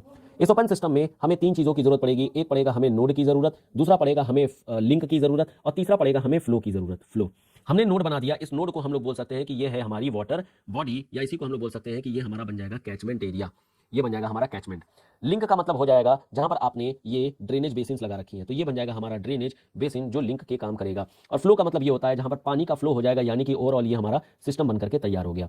अब इस सिस्टम के स्टेबिलिटी के लिए आपको क्या करना पड़ेगा? इस नोड और लिंक में कंटिन्यूअसली फ्लो बना रहे। फ्लो बना रहने के लिए हमें 2 चीजों पर ही ध्यान देना है, नोड पर और लिंक पर। यानी जो मेन कंपोनेंट होने चाहिए वो स्ट्रीम बेसिन होने चाहिए और ड्रेनेज डिवाइड होने चाहिए, and that is why we can ultimately conclude कि these 2 things are important component to delineate a watershed area. Clear है? तो इस तरीके से ये 2 पॉइंट लिख सकते हैं, एक तो सिस्टम्स एनालिसिस का यूज किया जा सकता है और दूसरा जो बेसिक आइडिया होता है वाटरशेड का वो यूज किया जा सकता है, और दोनों के बेसिस पर ultimately you can conclude your answer. ठीक है, सिस्टम्स एनालिसिस हम लोगों ने कई बार डिस्कशन के दौरान में यूज किया है, टेस्ट सीरीज में यूज किया है, तो इसका आप यहाँ पर इंटीग्रेशन कर सकते हैं। चलिए बढ़ते हैं नेक्स्ट क्वेश्चन की ओर में। नेक्स्ट क्वेश्चन हमारा था indicating the causes of lightning and describe the threat associated with it. ये बहुत ही जनरल सा क्वेश्चन है। अब जैसे अगर हम लोग आसमान में चले और वहां पर लाइटनिंग वगैरह के बारे में देखें तो ये हमारी हो गई लाइटनिंग। लाइटनिंग कब होती है? लाइटनिंग तब होती है जब इलेक्ट्रिक फील्ड आपकी जनरेट हो, तो हमारी जनरेट हो जाएगी इलेक्ट्रिक फील्ड। इलेक्ट्रिक फील्ड कब जनरेट होगी? जब पोलराइजेशन होगा। और पोलराइजेशन कब होगा? पोलराइजेशन तब होगा जब पॉजिटिव और नेगेटिव चार्ज ये दोनों के दोनों आ जाएं, पॉजिटिव और नेगेटिव चार्ज आ जाए। तो बादल में हमारे पास वाटर होती है, वाटर के मॉलिक्यूल्स H+ एंड OH- हमारे पास पॉजिटिव और नेगेटिव चार्ज आ चुके हैं। इसके अलावा बहुत सारे पोल्यूटिंग एजेंट भी जाते हैं और ये पोल्यूटिंग एजेंट अल्टीमेटली क्या करते हैं? ये पोल्यूटिंग एजेंट इसी को पोलराइज करते हैं, क्योंकि हमारे पास निगेटिवली चार्ज पोल्यूटिंग एजेंट ज्यादा है, तो ये पोलराइजेशन कर देते हैं। पोलराइजेशन करने के बाद में ultimately negative and positive charges cloud में डेवलप हो जाते हैं। और ये जो क्लाउड्स होते हैं मेनली वो कौन से क्लाउड होते हैं? ये क्लाउड होते हैं basically cumulonimbus cloud. Cumulonimbus cloud, ये सारा आपको लिखना है, क्यूमुलोनिम्बस क्लाउड। यहाँ पर अल्टीमेटली लाइटनिंग यानी कि चार्ज पार्टिकल्स आ जाते हैं, और इस चार्ज पार्टिकल के आने के बाद अल्टीमेटली यहाँ पर हमें क्लाउड में पोलराइजेशन यानी कि पार्टिकल्स मिल जाते हैं, और फिर इसी चीज़ की हम लोग कह सकते हैं कि लाइटनिंग वगैरह, यहीं से फिर इलेक्ट्रिक फील्ड जनरेट होगा। इलेक्ट्रिक फील्ड जनरेट होने के बाद में यहाँ पर हमारे पास ये सारी चीज़ें आ जाती हैं। क्लियर हो गया? किसी कोई डाउट हो तो फटाफट बताइए, नहीं तो फिर जो है हम लोग बढ़ा जाए आगे। अच्छा, बढ़ा नहीं जाए, अभी हमारा next part of the question बचा हुआ है। यहाँ पर हमारे पास next part of the question ये आती है कि इससे रिलेटेड थ्रेट क्या है। तो लाइटनिंग तो हम लोगों ने अपने बेसिक वीडियो में डिस्कस कर रखा है। इससे रिलेटेड थ्रेट क्या है? थ्रेट से पहले हमें ये पता होना चाहिए कि ये जो लाइटनिंग है वो आती है जब, तो होती क्या क्या है, दिक्कतें क्या होती हैं। अब यहाँ पर आती है साइक्लोन, हमारे पास आती है थंडर स्टॉर्म, तो दिस इज थंडर स्टॉर्म। हमारे पास आती है टॉर्नेडोज, टॉर्नेडोज, मतलब जितने भी हमारे पास टॉर्नेडोज, तो मतलब एक तरीके से कह सकते हैं जितने भी ये क्लाइमेटिक फिनोमिनाज होती हैं उन क्लाइमेटिक फिनोमिनाज में हमें सेम इसी तरीके की लाइटनिंग देखने को मिलती है। और ये जो लाइटनिंग होती है वो अपने आप में बहुत ज़्यादा इसलिए डिजास्टर्स होती है, क्योंकि अल्टीमेटली यही अल्टीमेटली अगर मान लेते हैं कि ये गिर जाती है, गिर जाने का मतलब हो गया कि लाइटनिंग अगर मान लेते हैं लैंडफॉल हो जाती है, तो लैंडफॉल होने के बाद में ये स्ट्राइक करती है और घरों वगैरह में या फिर तमाम तरीके के डिजास्टर मचा देती है। तो ये हमारे लिए फाइनली बड़ी चीज़ हो जाती है। बाकी साइक्लोन, थंडरस्टॉर्म, टॉर्नेडोज, इनके बारे में बेसिक एलिमेंट आप लिखिएगा, आंसर आपका कंप्लीट हो जाएगा। ये पार्ट हम लोगों ने डिस्कस कर रखा है, तो बहुत ज़्यादा एम्फसाइज हम लोग नहीं कर रहे हैं, ये भी हमारी चीज़ की जा सकती है। और इनफैक्ट ये एक सिंपल क्वेश्चन में आता है जहाँ पर आप चीज़ों को लिख सकते हैं। तो थ्रेट एसोसिएटेड में आप loss of life and loss of जो प्रॉपर्टी होती है उन दोनों चीज़ों को आप लिख देंगे। समझ आ गया क्या है? क्लियर है? Archana, along with the answer can you please tell us about the resource which we should cover to tackle question in upcoming exam.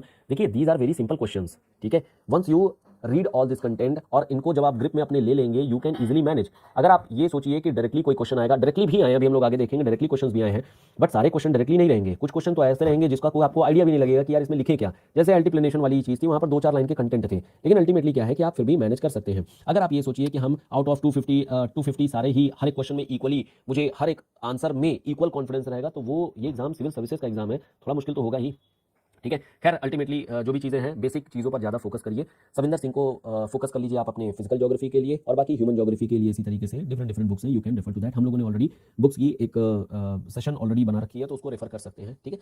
Next हमारा जो क्वेश्चन है, relationship between social and spatial structure are complex, explain in the context of socio spatial dialect. ये एक ऐसा question है जो normally आपको किसी न तो कंटेंट में मिलेगा, न तो बुक में डायरेक्टली मिल रहा होगा। इसको आप कैसे लिखें? सबसे पहले इस क्वेश्चन को पहले समझिए कि यहाँ पर पूछा क्या जा रहा है, क्योंकि देखिए ये क्वेश्चन आपको सोशियोलॉजी में भी पूछा जा सकता है, और बाकी ज्योग्राफी में तो है ही। तो यहाँ पर पहले आप ये देखिए कि what is the relationship between social and special structure. पहले तो सोशल एलिमेंट क्या होती है? सोशल एलिमेंट वो होती है जो समाज से, सोसाइटी से जुड़ी होती है। तो यहाँ पर हो गई हमारी जो सोसाइटल एलिमेंट्स होती हैं। सोसाइटल एलिमेंट में हमारे पास क्या होती है? सोसाइटल एलिमेंट में आप 2-3 तरीके से देख सकते हैं। एक जहां पर क्लास ऑफ द पीपल होती है, मतलब रिच क्लास हो गई, पुअर क्लास हो गई, एक तो इस तरीके से देख सकते हैं। और दूसरा देख सकते हैं डाइवर्सिटी के फॉर्मेट में। डाइवर्सिटी यानी कि यहाँ पर ट्राइबल डाइवर्सिटी है, एथनिक डाइवर्सिटी है, डायलेक्ट यानी कि लैंग्वेज को लेकर के डाइवर्सिटी है। तो यहाँ पर कई तरीके की डाइवर्सिटी हो सकती है। तो एथनिक में हो गया, लैंग्वेज हो गया, ठीक है, फूड हो गया, कई तरीके की डाइवर्सिटी, ये 2 तरीके आप देख सकते हैं। एक हमारा डाइवर्सिटी, दूसरा हो गया क्लास ऑफ द पीपल, यानी कि इकोनॉमिक बेसिस या फिर इकोनॉमिक डिवीजन, ठीक है, इकोनॉमिक डिवीजन। अगर इंडिया में आ जाएंगे तो फिर हम लोग बोल सकते हैं कि इंडिया में आप कास्ट वाइज भी डिवीजन कर सकते हैं। तो खैर ये सब चीज़ें तो खैर इंडियन पर्सपेक्टिव में नहीं बोली जा रही है, जनरल पर्सपेक्टिव में बोली जा रही है, इसलिए 2 तरीके से मैंने यहाँ पर डिवीजन कर दिया है, क्लास ऑफ द पीपल, दूसरा डाइवर्सिटी को लेकर के। फिर आपके पास में है स्पेशियल स्ट्रक्चर। ये स्पेशल स्ट्रक्चर नाम सुनकर के क्या समझ में आ रहा है? पहली बात तो आपको ये समझ में आ जाना चाहिए कि this is regional to general. In fact यही ना वरीनियस ने बोल रखा है, बर्नार्ड वरीनियस ने। तो वरीनियस साहब का यही आइडिया था, साथ ही साथ में सेम आइडिया हमारे इनका था, सेम आइडिया हमारे क्वांटिटेटिव रिवोल्यूशन को भी था। यस, क्वांटिटेटिव रिवोल्यूशन को लेकर के भी था, जहां पर स्पेशल स्ट्रक्चर एक जनरल टर्म में बताया जा रहा था। ठीक है, हार्टशॉन के बाद में अल्टीमेटली जब शेफर साहब आए थे, तो यहां पर शेफर का भी सेम आइडिया यही था कि आपका स्पेशल एनालिसिस ये पार्ट आ गया। तो रीजनल से हमें जनरल लेकर के जाना है। दैट मीन्स अगर हम different part of the world में देखें तो what is the relationship among these diversity element and class of the people, जो कि जनरल नेचर में हम लेकर के आएंगे। इसी की रिलेशनशिप को आपको बताना है। अब ऑब्वियस सी बात है, ये कॉम्प्लेक्स तो ऑटोमेटिकली हो गया। इन दोनों चीजों को आप जब देखेंगे तो ऑटोमेटिकली यहां पर चीजें कॉम्प्लेक्स हो गई। क्यों कॉम्प्लेक्स हो गई? क्योंकि हमारे यहां पर अगर वर्ल्ड में देखें, जनरल नेचर में देखें, स्पेशल नेचर में हम लोग देखें, तो हमारे यहां पर जो ट्राइबल डिस्ट्रीब्यूशन है वो एक जगह पर ऐसा नहीं है कि एक ही हो, ये मिक्स दिखता है। और इस मिक्स में हमारे पास कुछ 6 तरीके के ट्राइबल डिस्ट्रीब्यूशन है, जैसे नॉर्डिक्स हो गया, नेग्रिटोज हो गए, दिस इज नेग्रिटोज हो गए, दिस इज आर्यंस हो गए, या इंडो जर्मन हो गया तो दिस इज आर्यन हो गए, फिर उसके बाद से इंडो तिब्बतन हो गया तो दिस इज इंडो तिब्बतन हो गया। सिमिलरली हमारे पास मंगोलॉइड्स हो गए तो दीज आर मंगोलॉइड्स हो गए। तो ये हमारे पास अलग ऑस्ट्रेलॉइड्स हो गए, एक और पार्ट छूट गया है तो दिस इज ऑस्ट्रेलॉइड्स हो गए। तो ये जो ट्राइबल डिस्ट्रीब्यूशन है वो अलग अलग तरीके से पूरे वर्ल्ड में डिस्ट्रीब्यूटेड है, फैला हुआ है। तो ये हम लोग कोई भी एक जनरल व्यू नहीं दे सकते हैं कि this is the only thing that is, आप कोई फॉर्मूला नहीं बना सकते हैं। तो फॉर्मूला नहीं बना सकते हैं तो यहाँ पर एक मिक्स कल्चर देखने को मिलता है, और जब मिक्स कल्चर रहेगा तो ऑटोमेटिकली सिस्टम विल बिकम क्या बन जाएगा? सिस्टम अपने आप में कॉम्प्लेक्स बन जाएगा। तो ये तो हम लोगों ने देखा ट्राइबल डिस्ट्रीब्यूशन को लेकर के, सिस्टम इज कॉम्प्लेक्स। रिलेशनशिप दोनों के बीच में जो है वो एक कॉम्प्लेक्स है। यहां पर एक और चीज सिस्टम्स एनालिसिस को भी लेकर के आ सकते हैं, और सिस्टम्स एनालिसिस में यहां पर आप बताएंगे कि ये जो सिस्टम है वो ओपन सिस्टम है, ये जो सिस्टम है वो ओपन सिस्टम है, और इस ओपन सिस्टम में जो फ्लो ऑफ द मटेरियल है वो भी डिफरेंट नोड के बीच में है, और ये जो डिफरेंट नोड्स है वो अनकाउंटेड है। इसके बारे में हम बता नहीं सकते कि कितने नोड हैं, कितने नेटवर्क हैं, किस तरीके से फ्लो हो रहा है, किस तरीके से चीजें आगे बढ़ रही हैं। तो यहां पर multiple flow and multiple networking मिल रही है, and that is why system अपने आप में एक कॉम्प्लेक्स सिस्टम है, and that is why the relationship between spatial and social structure are complex. Second part of the question है, आपको बताना है ये सब डायलेक्ट के फॉर्मेट में। डायलेक्ट का मतलब हो गया जो लैंग्वेज की डिस्ट्रीब्यूशन है, जो लैंग्वेज की डिस्ट्रीब्यूशन है। तो लैंग्वेज को लेकर के आपको बताना है। डायलेक्ट मतलब लैंग्वेज, जो भी बोली जाने वाली भाषाएं हैं। अब हम लोग बोल सकते हैं कि वर्ल्ड में अगर हम लोग आ जाएं तो नियर अबाउट कुछ 8000 या मोर देन 8000 लैंग्वेज बोली जाती है, और ये लैंग्वेज डिफरेंट रीजन में डिफरेंट फॉर्मेट में बोली जा रही है। जो ट्राइब्स हैं वो ट्राइब्स भी सब ट्राइब में डिवाइडेड है, सब ट्राइब में डिवाइडेड है, और ये जो सब ट्राइब है they are using their specific language, और ये जो स्पेसिफिक लैंग्वेज है वो अलग अलग एरियाज में ऐसे ही डिस्ट्रीब्यूटेड है, and that is why again system जो है ऑटोमेटिकली अपने आप में कॉम्प्लेक्स है। जो यहाँ पर आपको सिस्टम यूज करना चाहिए था वो सिस्टम आप बता सकते हैं ट्राइबल डिस्ट्रीब्यूशन को लेकर के। एक तो ये फंडा हो जाएगा। दूसरा फंडा आप यूज कर सकते हैं, इनफैक्ट सोशियोलॉजी में ये फंडा यूज किया जाता है, वो है आपकी कांतियन कॉल मार्क्स की थ्योरी। ठीक है, तो मार्क्सियन थ्योरी बेसिकली यूज की जाती है, लेकिन ये मार्क्सियन थ्योरी मेरे हिसाब से सोशियोलॉजी में यूज किया जाना चाहिए, बिकॉज यहाँ पर थोड़ी से थॉट ओरिएंटेड, सोसाइटी ओरिएंटेड ज्यादा चीजें जाएंगी। But in geography we should refer to tribal distribution, क्योंकि हमें स्पेशियल वर्ड को ज्यादा फोकस करना चाहिए, क्योंकि ये टर्म आपकी मेनली ज्योग्राफिकल एलिमेंट है। तो मेरे हिसाब से आपको फोकस ट्राइबल डिस्ट्रीब्यूशन पर करना चाहिए, बट आप मार्क्सियन अप्रोच पर भी फोकस करके लिख सकते हैं, but that would go in unidirectional format. यहाँ पर हमारे पास जो होनी चाहिए, यहाँ पर जो हमारे पास सिस्टम आएगा वो थोड़ा सा ज्योग्राफिकल एलिमेंट को लेकर के है। तो मेरे हिसाब से आपको ये लिखना चाहिए। बाकी ये क्वेश्चन अपने आप में एक कॉम्प्लेक्स क्वेश्चन है, टफ क्वेश्चन है, डायरेक्ट आपका कहीं पर भी कोई कंटेंट नहीं है। ठीक है, so that is the main thing. तो समझ में आ गई होंगी चीजें क्या है इसमें। बढ़ते हैं आगे नेक्स्ट क्वेश्चन की ओर में। रासौरा Verma variation within tribes also. Yes, बिल्कुल, सब ट्राइब के बारे में वही आप लिख देंगे। Akhil Verma after class please elaborate about how to join official programme schedule. बिल्कुल अभी करते हैं, पहले हम लोग डिस्कस कर लिया जाए।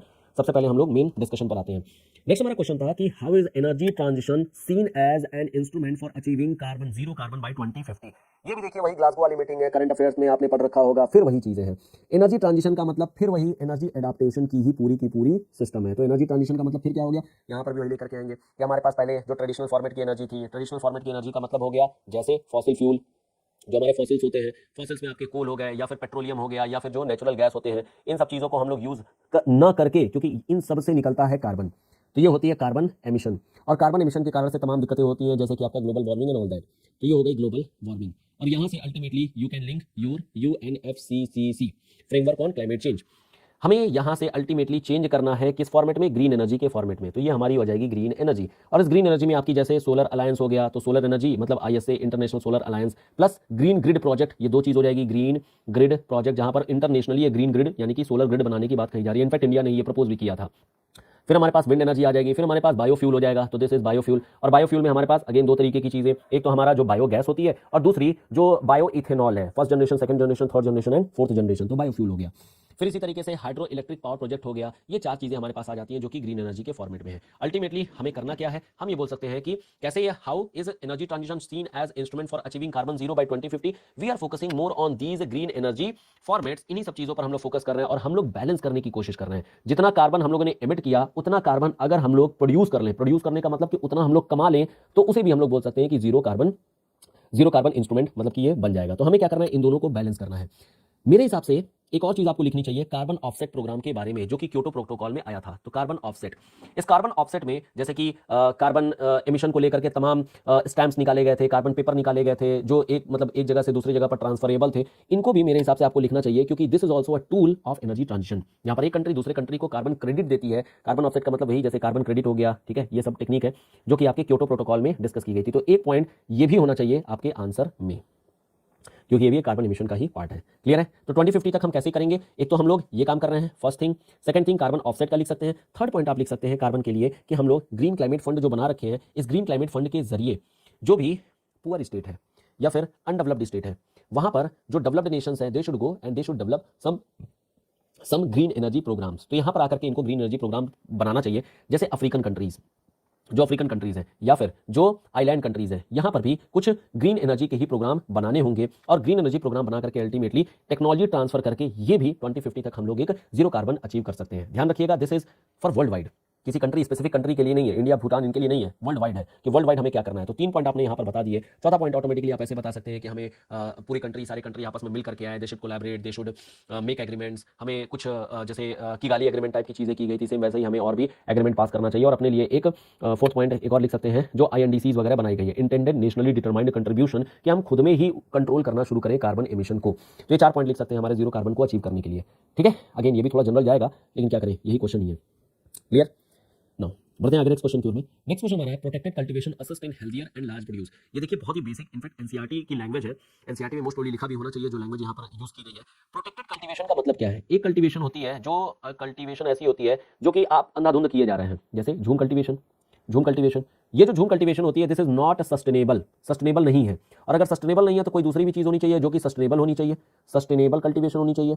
सस्टेनेबल कल्टीवेशन का मतलब ये हो गया, जैसे example organic, this is organic farming, ये एक तरीके की सस्टेनेबल कल्टीवेशन है। ट्रेडिशनल फार्मिंग, ये भी एक तरीके की सस्टेनेबल फार्मिंग ही है, सस्टेनेबल तरीका ये भी है। और इसी को बोला जाता है protected cultivation. This is protected cultivation. तो बस नाम को जो है ऑर्गेनिक फार्मिंग और आपके ट्रेडिशनल फार्मिंग में बदलिए, ऑटोमेटिकली आपका आंसर आ गया कि ये हेल्दियर भी होती है एंड लार्ज प्रोड्यूस भी आता है। अब यहाँ पर ऑर्गेनिक फार्मिंग के बारे में बता दीजिए, ऑर्गेनिक फार्मिंग हो गई या फिर जो आपकी ये ट्रेडिशनल फार्मिंग है, बता दीजिए यहाँ पर कि हम लोग जो क्रॉप यूज करते हैं वो मतलब जो हाई ईल्ड मतलब जेनेटिकली मॉडिफाइड नहीं है, दिस इज हाई ईल्ड मतलब अच्छी क्रॉप हम लोग यूज कर रहे हैं, हाई ईल्ड वैरायटी की हम लोग क्रॉप यूज कर रहे हैं। इरिगेशन के लिए हम लोग ट्रेडिशनल टेक्निक यूज कर रहे हैं, प्लस हम लोग मॉडर्न टेक्निक जो यूज कर रहे हैं वो है आपकी drip irrigation and sprinkler. So drip and sprinkler ये यूज करके भी हम लोग क्या है, मॉडर्न टेक्निक यूज कर रहे हैं। फिर उसके बाद से यहाँ पर जो फर्टिलाइजर यूज की जा रही है वो फर्टिलाइजर भी अपने आप में ऑर्गेनिक फर्टिलाइजर यूज की जा रही है। इससे क्या होगा, इससे होगा ये कि अल्टीमेटली जो सॉइल है उसका जो न्यूट्रिएंट रेशियो है, NPK रेशियो है, ये सस्टेनेबल बना रहेगा, पहली चीज। दूसरी चीज, जितने भी हमारे पास न्यूट्रिएंट साइकिल होते हैं, न्यूट्रिएंट साइकिल का मतलब जैसे nitrogen cycle, oxygen cycle, carbon cycle, sulphur cycle, phosphorus cycle, जितने भी साइकिल हैं ये भी सस्टेनेबल बने रहेंगे। अगर ये सब सस्टेनेबल बना रहेगा तो हमारा हीट बैलेंस बना रहेगा, हीट बैलेंस बना रहेगा तो अल्टीमेटली सॉइल ये लॉन्ग लास्टिंग रहेगी, मतलब फर्टिलिटी इसकी बनी रहेगी, तो सॉइल भी लॉन्ग लास्टिंग बनी रहेगी, मतलब यहां पर भी हॉराइजन्स अच्छे से डेवलप हो रखे होंगे, किसी तरीके का कोई प्रॉब्लम नहीं आएगा। तो ये हमारे पास कुछ एलिमेंट्स आ जाएंगे जिसके बेसिस पर हम लोग बोल सकते हैं कि सॉइल हमारी हेल्दी होगी। सॉइल हमारी हेल्दी होगी तो ऑटोमेटिकली जो प्रोड्यूस आएगा वो भी अपने आप में लार्जर प्रोड्यूस आएगा। और इन सबसे क्यूमुलेटिव इफेक्ट यही आएगा कि एक तो इसकी इंटेंसिटी अच्छी होगी, नंबर 2 इसकी प्रोडक्टिविटी भी अच्छी होगी। तो intensity as well as productivity both will increase, और ये हमें देखने को मिला है ऑर्गेनिक फार्मिंग में। और ये अच्छी बात ये है कि this is also good for human health के लिए भी उतनी ज्यादा अच्छी है, और इससे भी हम लोग कह सकते हैं फार्मर को अच्छी खासी इनकम होगी। लेकिन खैर हम लोगों को लिखना नहीं है क्योंकि इंडियन पर्सपेक्टिव में नहीं है, ये हमारी इंटरनेशनल पर्सपेक्टिव है। तो जस्टिफाई करने के लिए आप easily you can write this, ये हमारा सारा चीज लिख सकते हैं इसी के बेसिस पर। अच्छा ये ध्यान रखिएगा, जब भी सॉइल आए तो सॉइल हॉराइजन मतलब थोड़ा सा आपको जो भी टेक्निकल एलिमेंट्स है उसकी पुशिंग करनी पड़ेगी, और अल्टीमेटली आप इसको लिख सकते हैं। क्लियर है? So this must be clear to you. Normal question है, ज्यादा कोई बड़ा क्वेश्चन नहीं है, थोड़ा सा बस ये है कि आपको फ्रेमिंग करनी पड़ेगी, then only you can write this. Next हमारा क्वेश्चन है, और ये डिस्कस्ड क्वेश्चन में से एक है, डिस्कस हम लोगों ने कर रखा है। Explain the process of contagion and hierarchical diffusion in addressing regional imbalance. यहां पर देखिए कीवर्ड अगर आप पकड़ लिए तो आराम से आपका आंसर तैयार पड़ा हुआ है। तो डिफ्यूजन कंसेप्ट है। इस डिफ्यूजन में आपको एक कंसेप्ट मिलेगा हैगर स्ट्रैंड का। तो दिस इज हैगर स्ट्रैंड। अब यहां पर मैं एक रेफरेंस बुक का नाम लेना चाहूंगा, दैट इज सुदीप्ता अधिकारी की बुक, नॉट सुदीप्ता अधिकारी, फिजिकल नॉट ह्यूमन ज्योग्राफी की एक बुक आती है, उसका नाम मुझे अभी ध्यान नहीं आ रहा है, चलिए खैर अभी टेलीग्राम पर अपडेट कर दिया जाएगा। सो एक बुक है आपकी के सिद्धार्था, यस के सिद्धार्था बुक में आपको इस इनोवेशन के बारे में चीजें मिल जाएंगी and specially this hugger strand का मॉडल मिल जाएगा। इसी हैगर स्ट्रैंड के मॉडल में आपको कुछ 5 स्टेजेस मिलते हैं। उस 5 स्टेजेस में ये बताया गया है कि आखिर में हायरार्किकल डिफ्यूजन क्या होती है। तो दिस इज हायरार्किकल डिफ्यूजन, आपकी यहां से पता चल जाएगी। हायरार्किकल डिफ्यूजन में ये होता है कि स्टेप बाय स्टेप किस तरीके से इनोवेशन हो रही है और यही इनोवेशन कैसे आगे स्प्रेड होती है, तो ये हो जाती है हायरार्किकल। यहां पर जो इनोवेशन है वो किया जाता है, यहां पर इंटेंशनली आगे चीजें बढ़ाई जाती हैं। लेकिन जो दूसरे टाइप की है दैट इज कंटेजियन, ये किया नहीं जाता, ये स्प्रेड हो जाता है। ये एक तरीके से निगेटिव इनोवेशन है, दिस इज निगेटिव इनोवेशन, और ये स्प्रेड हो जाता है जस्ट लाइक ए डिसीज, जो कंटेजियस डिसीजेज होती है वैसे ही ये भी स्प्रेड होते जाती है। तो यहां पर ये ऑटो मतलब स्पॉन्टेनियस स्प्रेड हो रही है, और जबकि यहां पर जो हायरार्किकल है इसे स्प्रेड किया जाता है। तो दो तरीके की यही दोनों प्रोसेस है। हैगर स्ट्रैंड के मॉडल को आपको यहां पर लिखना होगा और अल्टीमेटली ये क्वेश्चन आपका कंप्लीट हो जाएगा। अभी कंप्लीट नहीं हुआ, आपको बताना है कैसे रीजनल इंबैलेंस को एड्रेस करेगा। तो रीजनल इंबैलेंस में अल्टीमेटली पहले तो आपको पता होना चाहिए what is regional imbalance. Regional imbalance में तमाम चीजें होती हैं। पहला पॉपुलेशन का इंबैलेंस हो जाना, दूसरा होता है रिसोर्स की इंबैलेंस हो जानी, तो दिस इज रिसोर्स, एक सेकंड, रिसोर्स की इंबैलेंस हो जानी, और साथ में इसके डिस्ट्रीब्यूशन को लेकर के। तो 3 बातें हो गई, डिस्ट्रीब्यूशन, रिसोर्स एंड पॉपुलेशन। इन तीनों चीजों को अल्टीमेटली इस इनोवेशन के बेसिस पर आप बताएंगे कि जो हमारा हायरार्किकल इनोवेशन होती है ये पॉजिटिव कैरेक्टर का होता है, जबकि जो कंटेजियन होती है ये निगेटिव कैरेक्टर का होता है। जब पॉजिटिव लेकर के आएंगे तो ये बताएंगे हमारी जो रीजनल इंबैलेंस है वो रिलेटिवली कम होते जाती है, या फिर अगर स्पेसिफिक एरिया के लिए रह जाएगी तो फिर ये भी डिस्पैरिटी को और ज्यादा बढ़ा देगी। लेकिन अगर हम लोग बात करें कि जो निगेटिव इनोवेशन है या जो निगेटिव डिफ्यूजन है दैट इज कंटेजियन डिफ्यूजन, ये अल्टीमेटली ये डिस्पैरिटी को कंटिन्यूअसली और बढ़ाते जाएगा। तो ये दो तरीके की चीजें हो जाएंगी जहां पर आप अल्टीमेटली बता सकते हैं कि एग्जांपल के तौर पर ग्रीन रिवॉल्यूशन भी आप लिख सकते हैं यहाँ पर, जो कि एक हायरार्किकल थी, हायरार्किकल के बेसिस पर किया गया था, but again this has led to regional imbalance, regional disparity को ये जन्म दिया था। ठीक है, सो ये भी एक बेसिक कंसेप्ट है। इसके लिए एक रेफरेंस बुक यही के सिद्धार्था बुक, इसको रेफर कर सकते हैं, यहाँ पर आपको चीजें मिल जाएंगी। Now coming to the next question, examine the relevance of central place theory of Christaller in the present context. ये सीधा स्ट्रेट फॉरवर्ड क्वेश्चन है और हम लोगों ने इसे बहुत ही अच्छे तरीके से डिस्कस भी कर रखा है। ये हम लोग डिस्कस नहीं करेंगे कि आखिर में ये क्या चीज है। आगे बढ़ते हैं और ये कर भी लिए होंगे आप लोग। ठीक है, नेक्स्ट हमारा क्वेश्चन है, development induced displacement poses serious challenges, mention its cause, consequence and solution. बहुत ही आसान सा क्वेश्चन है। देखिए डेवलपमेंट, जहां पर भी डेवलपमेंट की जा रही है, डेवलपमेंट का मतलब यहां पर है फिजिकल डेवलपमेंट से। ठीक है, वैसे डेवलपमेंट के 2 फॉर्मेट होते हैं, एक होता है जिसे बोलते हैं हम लोग फिजिकल डेवलपमेंट, जहां पर आप जो भी इंफ्रास्ट्रक्चर डेवलप करते हैं, और दूसरी होती है जिसको बोलते हैं सोशल डिस्प्लेसमेंट। लेकिन ये सोशल वाली बात नहीं की जा रही है, ये बात की जा रही है फिजिकल डेवलपमेंट की। वो क्वेश्चन पढ़ के ही आपको समझ में आ जा रहा होगा। ये जो डेवलपमेंट है वो डिस्प्लेसमेंट को, दिस इज डिस्प्लेसमेंट को पोज करता है, और ये अल्टीमेटली एक सीरियस चैलेंज है। क्यों सीरियस चैलेंज है? अब यहाँ पर आंसर लिखना शुरू करिए। जैसे मान लेते हैं अगर हम लोग डैम बनाते हैं तो यहाँ पर क्या होती है, डिस्प्लेसमेंट होती है, लेकिन ये एक तरीके का डेवलपमेंट है। फिर भी अल्टीमेटली ये सीरियस चैलेंजेस लेकर के आती है। सीरियस चैलेंजेस जैसे लोग यहाँ पर बेघर हो जाते हैं, रिहैब कराना पड़ता है, एनिमल्स मर जाते हैं, जितने मरीन एनिमल्स हैं वो मर जाते हैं, बाकी वाटर एक जगह पर रुक जा रहा है जिसके कारण से अर्थक्वेक आ सकती है और तमाम दिक्कतें हो सकती है। तो ये एक हो गया डैम। सेकंड पार्ट इसी तरीके से आप बोल सकते हैं कि जब भी हम लोग अर्बनाइजेशन करते हैं तो अर्बनाइजेशन भी एक तरीके की डेवलपमेंट है। लेकिन इस अर्बनाइजेशन के लिए क्या क्या होती है, फॉरेस्ट की कटिंग होती है, सेटलमेंट होती है लोगों की, सेटलमेंट के बाद में लोग माइग्रेट करके आते हैं, माइग्रेट करने के बाद में स्लम डेवलपमेंट होती है, हेल्थ के प्रॉब्लम्स आते हैं, तमाम तरीके की यहाँ पर चोरी वगैरह होनी शुरू हो जाती है, क्राइम्स होते हैं। तो ये भी क्या हो गया, अर्बनाइजेशन एक सीरियस चैलेंज लेकर के आ रहा है, क्योंकि दिस डेवलपमेंट इंड्यूस डिस्प्लेसमेंट, और डिस्प्लेसमेंट में ध्यान रखिएगा माइग्रेशन भी है and rehab of the people, rehabilitation भी है। तो रिहैब ऑफ द पीपल भी है। तो दोनों फॉर्मेट में आपको चीजें लेके चलनी होगी। तो अर्बनाइजेशन भी हो गया। तीसरी पार्ट आप बोल सकते हैं जैसे रोड कंस्ट्रक्शन वगैरह कराया जाता है। जैसे अभी क्या होता है हमारे यहाँ पर जो ब्यूटिफिकेशन ऑफ द रोड हो रही है, सड़कों को चौड़ा किया जा रहा है, उसके कारण से भी लैंड एक्विजिशन हो रही है। लैंड एक्विजिशन हो रही है यानी लोगों को, जो जनता है जहां पर लोग रह रहे हैं, जहां पर लैंड एक्विजिशन की जा रही है, उन लोगों को कंपनसेट करके दूसरे इलाकों में भेज दिया जा रहा है। तो वो भी अपने आप में एक प्रॉब्लम हो रही है जिसके कारण से दिक्कतें आ रही है।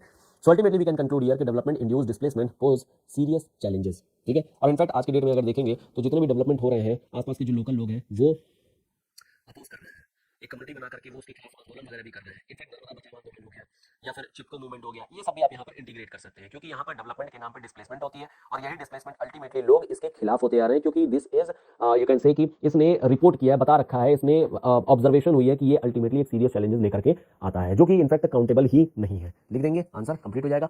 सो कॉजेस बता दिया गया, डेवलपमेंट का कॉन्सिक्वेंसेस क्या होते हैं, सोल्यूशन क्या है, वो तो इजीली आप बना भी सकते हैं कि क्या क्या सोल्यूशन होंगे। तो ये एक बहुत ही बेसिक सा क्वेश्चन था, बस अल्टीमेटली यहाँ पर चीजें लिखनी थी। तो यहाँ पर जब भी माइग्रेशन लिखेंगे तो ध्यान रखिएगा, माइग्रेशन में आपके रेवेंस्टीन थ्योरी आएगी। ठीक है, यहाँ पर रेवेंस्टीन इसने बना रखा है, रेवेंस्टीन साहब ने बता रखा है, रेवेंस्टीन थ्योरी ने नंबर 2, स्टॉफर की थ्योरी भी लिख सकते हैं। स्टॉफर की थ्योरी इसलिए क्योंकि अपॉर्चुनिटी है, ठीक है, तो इसलिए इनकी भी थ्योरी लिखी जा सकती है, दोनों पार्ट समझ आ गया। बाकी रीजनल इंबैलेंस की थ्योरी, रीजनल डेवलपमेंट की थ्योरी, ये सब ले आएगा। ग्रोथ पोल की भी थ्योरी लिख सकते हैं क्योंकि अर्बनाइजेशन है, तो यहाँ पर आप ग्रोथ पोल, ग्रोथ सेंटर, परवेक्स की थ्योरी, बॉडीविले की थ्योरी लिख सकते हैं। तो growth pole and growth centre ये दोनों के दोनों फॉर्मेट लेकर के आ सकते हैं। इनफैक्ट एक बढ़िया पॉइंट रहेगा यहाँ पर, आप लिख सकते हैं कौन सी थ्योरी है, यस यहाँ पर हॉर्समैन की थ्योरी, यस हॉर्समैन की थ्योरी आप लिख सकते हैं। दिस इज हॉर्समैन की थ्योरी। जो हॉर्समैन की थ्योरी है, इन्होंने in fact regional unbalanced regional growth के बारे में ही बता रखा है। तो दिस इज एक सेकंड यार, क्या है, अनबैलेंस्ड रीजनल ग्रोथ के बारे में ही बता रखा है, अनबैलेंस्ड रीजनल ग्रोथ, और यही पूरा का पूरा इस क्वेश्चन का जिस्ट है। लिख लेंगे, कोई दिक्कत नहीं है, आराम से, ठीक है। कोई डाउट हो तो फटाफट बताइए, नहीं तो बढ़ा जाए आगे। ये हॉर्समैन की थ्योरी जरूर लिखिएगा, this is very very important क्योंकि ये अनबैलेंस्ड रीजनल ग्रोथ के बारे में ही बताता है, ठीक है। चलिए पढ़ते हैं आगे नेक्स्ट क्वेश्चन की ओर में। Next question, describe the role of accessibility and affordability in food security of developing world. Again एक बहुत ही जनरल सा क्वेश्चन जहां पर फूड सिक्योरिटी को लेकर के बातें कही जा रही हैं। तो जब भी फूड सिक्योरिटी के बारे में बातें होती हैं तो क्या कुछ चीजें हो गई। सबसे पहला चीज क्या हो गया, पहली बात प्रोडक्शन होनी चाहिए, प्रोडक्शन, ठीक है। अगर प्रोडक्शन रीजनल स्केल पे हो रही है तो बहुत अच्छी बात है। नंबर 2, ग्लोबल ट्रेड के फॉर्मेट से भी चीज़ों को अवेल किया जा सकता है, तो ये भी हो गया। तो प्रोडक्शन का मतलब हो गया जहां पर आपकी अफोर्डेबिलिटी आ रही है कि हाँ अफोर्डेबल है सभी लोगों को खिला पाने में। और दूसरी होती है ग्लोबल ट्रेड। ग्लोबल ट्रेड का मतलब हो गया एक्सेसिबिलिटी। इस एक्सेसिबिलिटी के लिए 2-3 चीजें लिखी जा सकती हैं। क्या, यहां पर चीजें आ जाएंगी, रीजनल कोऑपरेशन। तो रीजनल कोऑपरेशन का यहां पर फंडा आ जाएगा। यहाँ पर आप ट्रांसपोर्ट का फंडा यूज कर सकते हैं, तो दिस इज ट्रांसपोर्टेशन। ट्रांसपोर्टेशन में आप यहाँ पर इकोनॉमिक ग्रुपिंग का भी इस्तेमाल कर सकते हैं, तो दिस इज इकोनॉमिक ग्रुपिंग को लेकर के भी चीजें आ जाएंगी। अफोर्डेबिलिटी में जब हम लोग बात करेंगे तो यहाँ पर माल्थूसियन थ्योरी आ जाएगी कि आखिर में पॉपुलेशन कितनी इंक्रीज हो रही है और कितना लोगों की मतलब कि कह लीजिए कि प्रोपेंसिटी है, अफोर्डेबिलिटी है, खरीद पाने की क्या चीजें आ रही है। तो ये हो गया। दूसरा हो गया लैंड अवेलेबिलिटी को लेकर के भी, तो लैंड अवेलेबल है कि नहीं है उस पर भी आप लिख सकते हैं, ठीक है।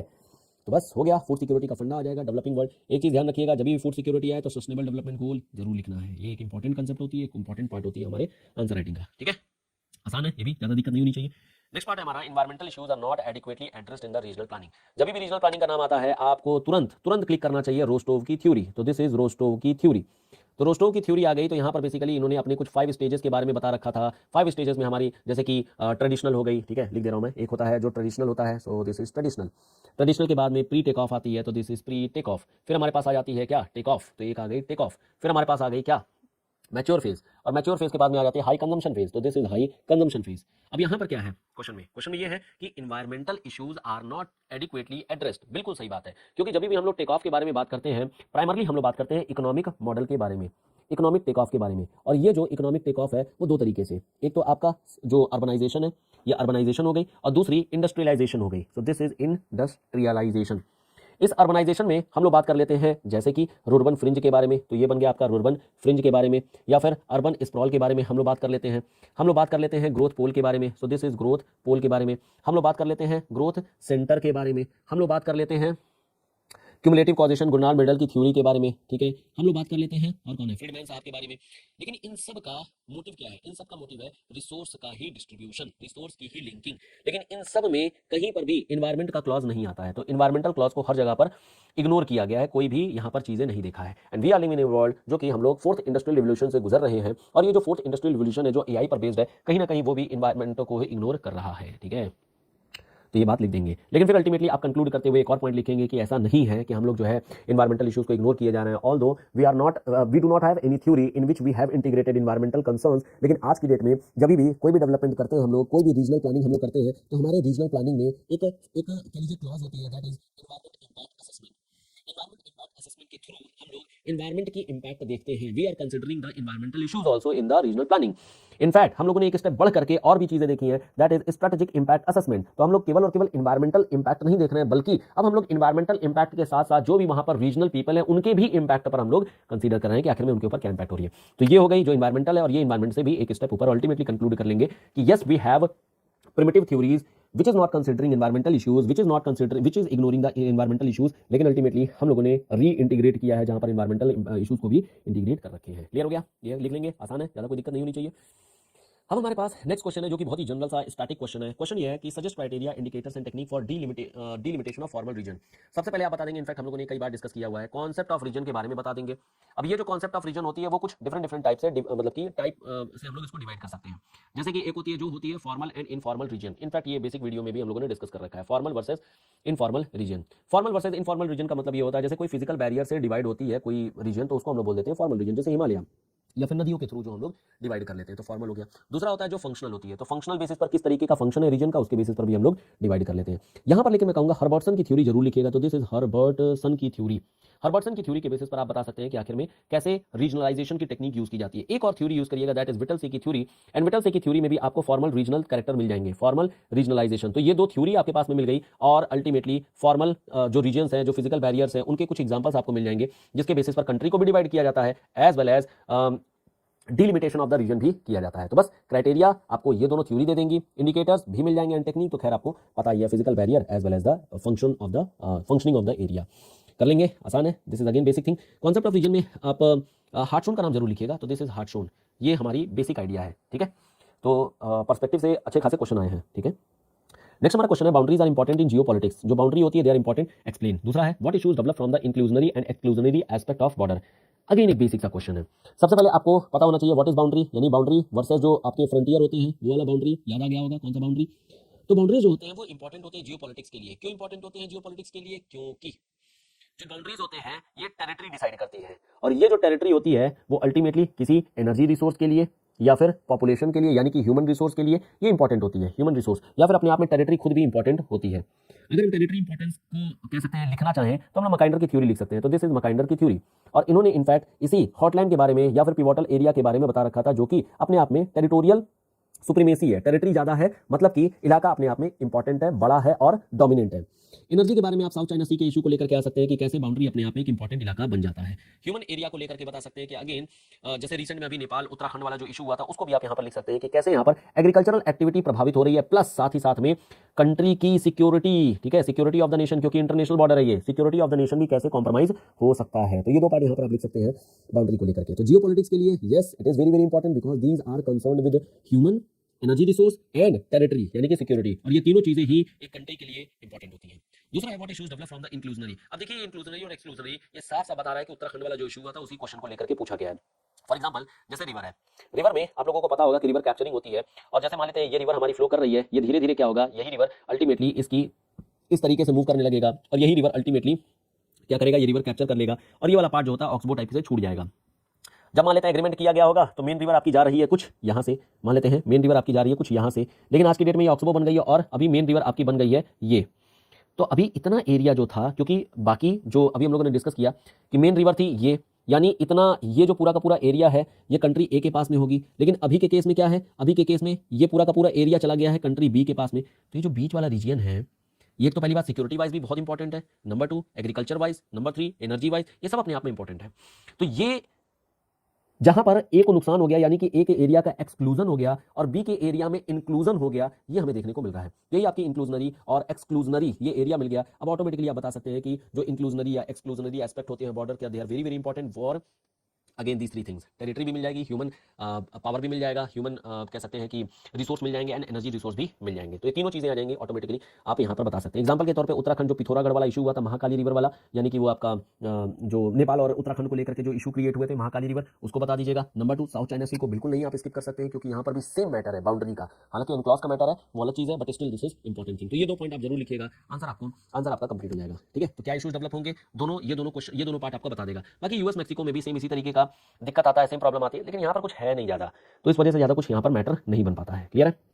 हालांकि इस पर भी बातें हो रही थी, क्योंकि जब इलेक्शन हो रहे थे यूएस प्रेसिडेंट के, तो वो भी सेम यही इशू को ज्यादा फोकस कर रहे थे। चलिए, नेक्स्ट हमारा क्वेश्चन है small number of mega cities are playing key role in organisation of global economics and culture.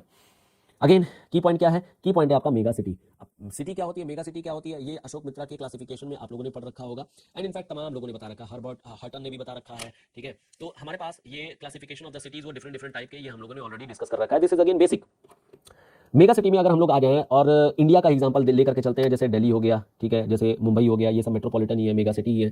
Similarly इसी तरीके से कोलकाता को ले लीजिए या फिर आप चेन्नई को ले लीजिए, ये सारे जो सिटीज़ हैं they are what, they are mega cities. Mega cities अगर छोटे छोटे हैं तो एक तरीके से क्या आप बोल सकते हैं ये अपने आप में प्राइमेट सिटी का रोल प्ले कर रहा है, तो these are playing as primate city. अगर प्राइमेट सिटी छोटे छोटे होंगे, इससे क्या होगा, इससे प्राइमेट सिटी का मतलब हो गया कि ये अपने आप में इकोनॉमिक नेचर होगी, और अगर इकोनॉमिक होगा तो यहाँ पर ऑप्शन है पोलराइजेशन का, पोलराइजेशन। और जैसे ही पोलराइजेशन और इकोनॉमिक वर्ड आया, आपके पास थ्योरी की भरमार आ गई। कौन कौन सी, मिडल की थ्योरी हो गई, so this is middle concept. Friedmann concept, तो दिस इज फ्रीडमैन हो गए। फिर हर्शमैन आ गए, दिस इज हर्शमैन आ गए। पेरवेक्स हो गए, यानी ग्रोथ पोल हो गया, तो this is growth pole theory. फिर इसी तरीके से ग्रोथ सेंटर की थ्योरी आ गई, तो दिस इज ग्रोथ सेंटर की थ्योरी, तो ये भी आ गया। तो ये सारा एलिमेंट आपका मिल जाएगा प्राइमेट सिटी में। इन सब का मेन मोटिव क्या होता है, इन सब का मेन मोटिव होता है लिंकिंग। इन सब का मेन मोटिव होता है लिंकिंग, यानी नेटवर्किंग। और ये नेटवर्किंग किस चीज के काम में आते हैं, ये आते हैं ग्लोबल ट्रेड के।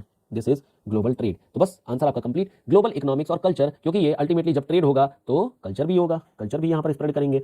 और कल्चरल स्प्रेड मतलब example Vidal de la Blache, Vidal, Huntington, Ellen Semple, कहाँ जाएंगे ये लोग, Ellen Semple, this is Ellen Semple. ठीक है, बस हो गया आपका काम, ये लिख देंगे, आंसर हो जाएगा कंप्लीट। क्लियर है। सो स्मॉल नंबर रहेंगे, दैट मींस प्राइमेट सिटी ज्यादा रहेंगी। प्राइमेट सिटी ज्यादा रहेंगे तो पोलराइजेशन यानी इंटरेक्शन आपस में ज्यादा रहेगा। इंटरेक्शन ज्यादा रहेगा तो ऑटोमेटिकली यहाँ पर ग्लोबल ट्रेड और कल्चर का एक्सचेंज हमें ज्यादा देखने को मिलेगा। अच्छा, एक और चीज यहाँ पर देख सकते हैं हम लोग, कल्चर में माइग्रेशन भी लिख सकते हैं आप, माइग्रेशन ऑफ द पीपल भी होगा, तो माइग्रेशन में भी चीजें मिल जाएंगी, मजा आ जाएगा, चीजें हो जाएंगी। क्लियर है। तो देखिए ये सब मैं कोई अलग से नहीं, ये सब चीजें बेसिक ही हैं। जितना बेसिक आप ग्रिप बना के रखे रहेंगे, automatically you can create your answer, मजा आ जाएगा चीजें। ठीक है, बढ़ते हैं आगे। Next question, why is radicalism seen as major paradigm shift in geography. एक बहुत ही स्ट्रेट फॉरवर्ड सा क्वेश्चन रेडिकलिज्म के बारे में। क्वांटिटेटिव रिवोल्यूशन आई थी, क्वांटिटेटिव रिवोल्यूशन के क्रिटिसिज्म के तौर पर 3 स्कूल निकल के आए थे। एक आया था जो सोशल ज्योग्राफी या फिर जिसको बोलते हैं हम लोग वेलफेयर ज्योग्राफी, ये निकल के आई थी।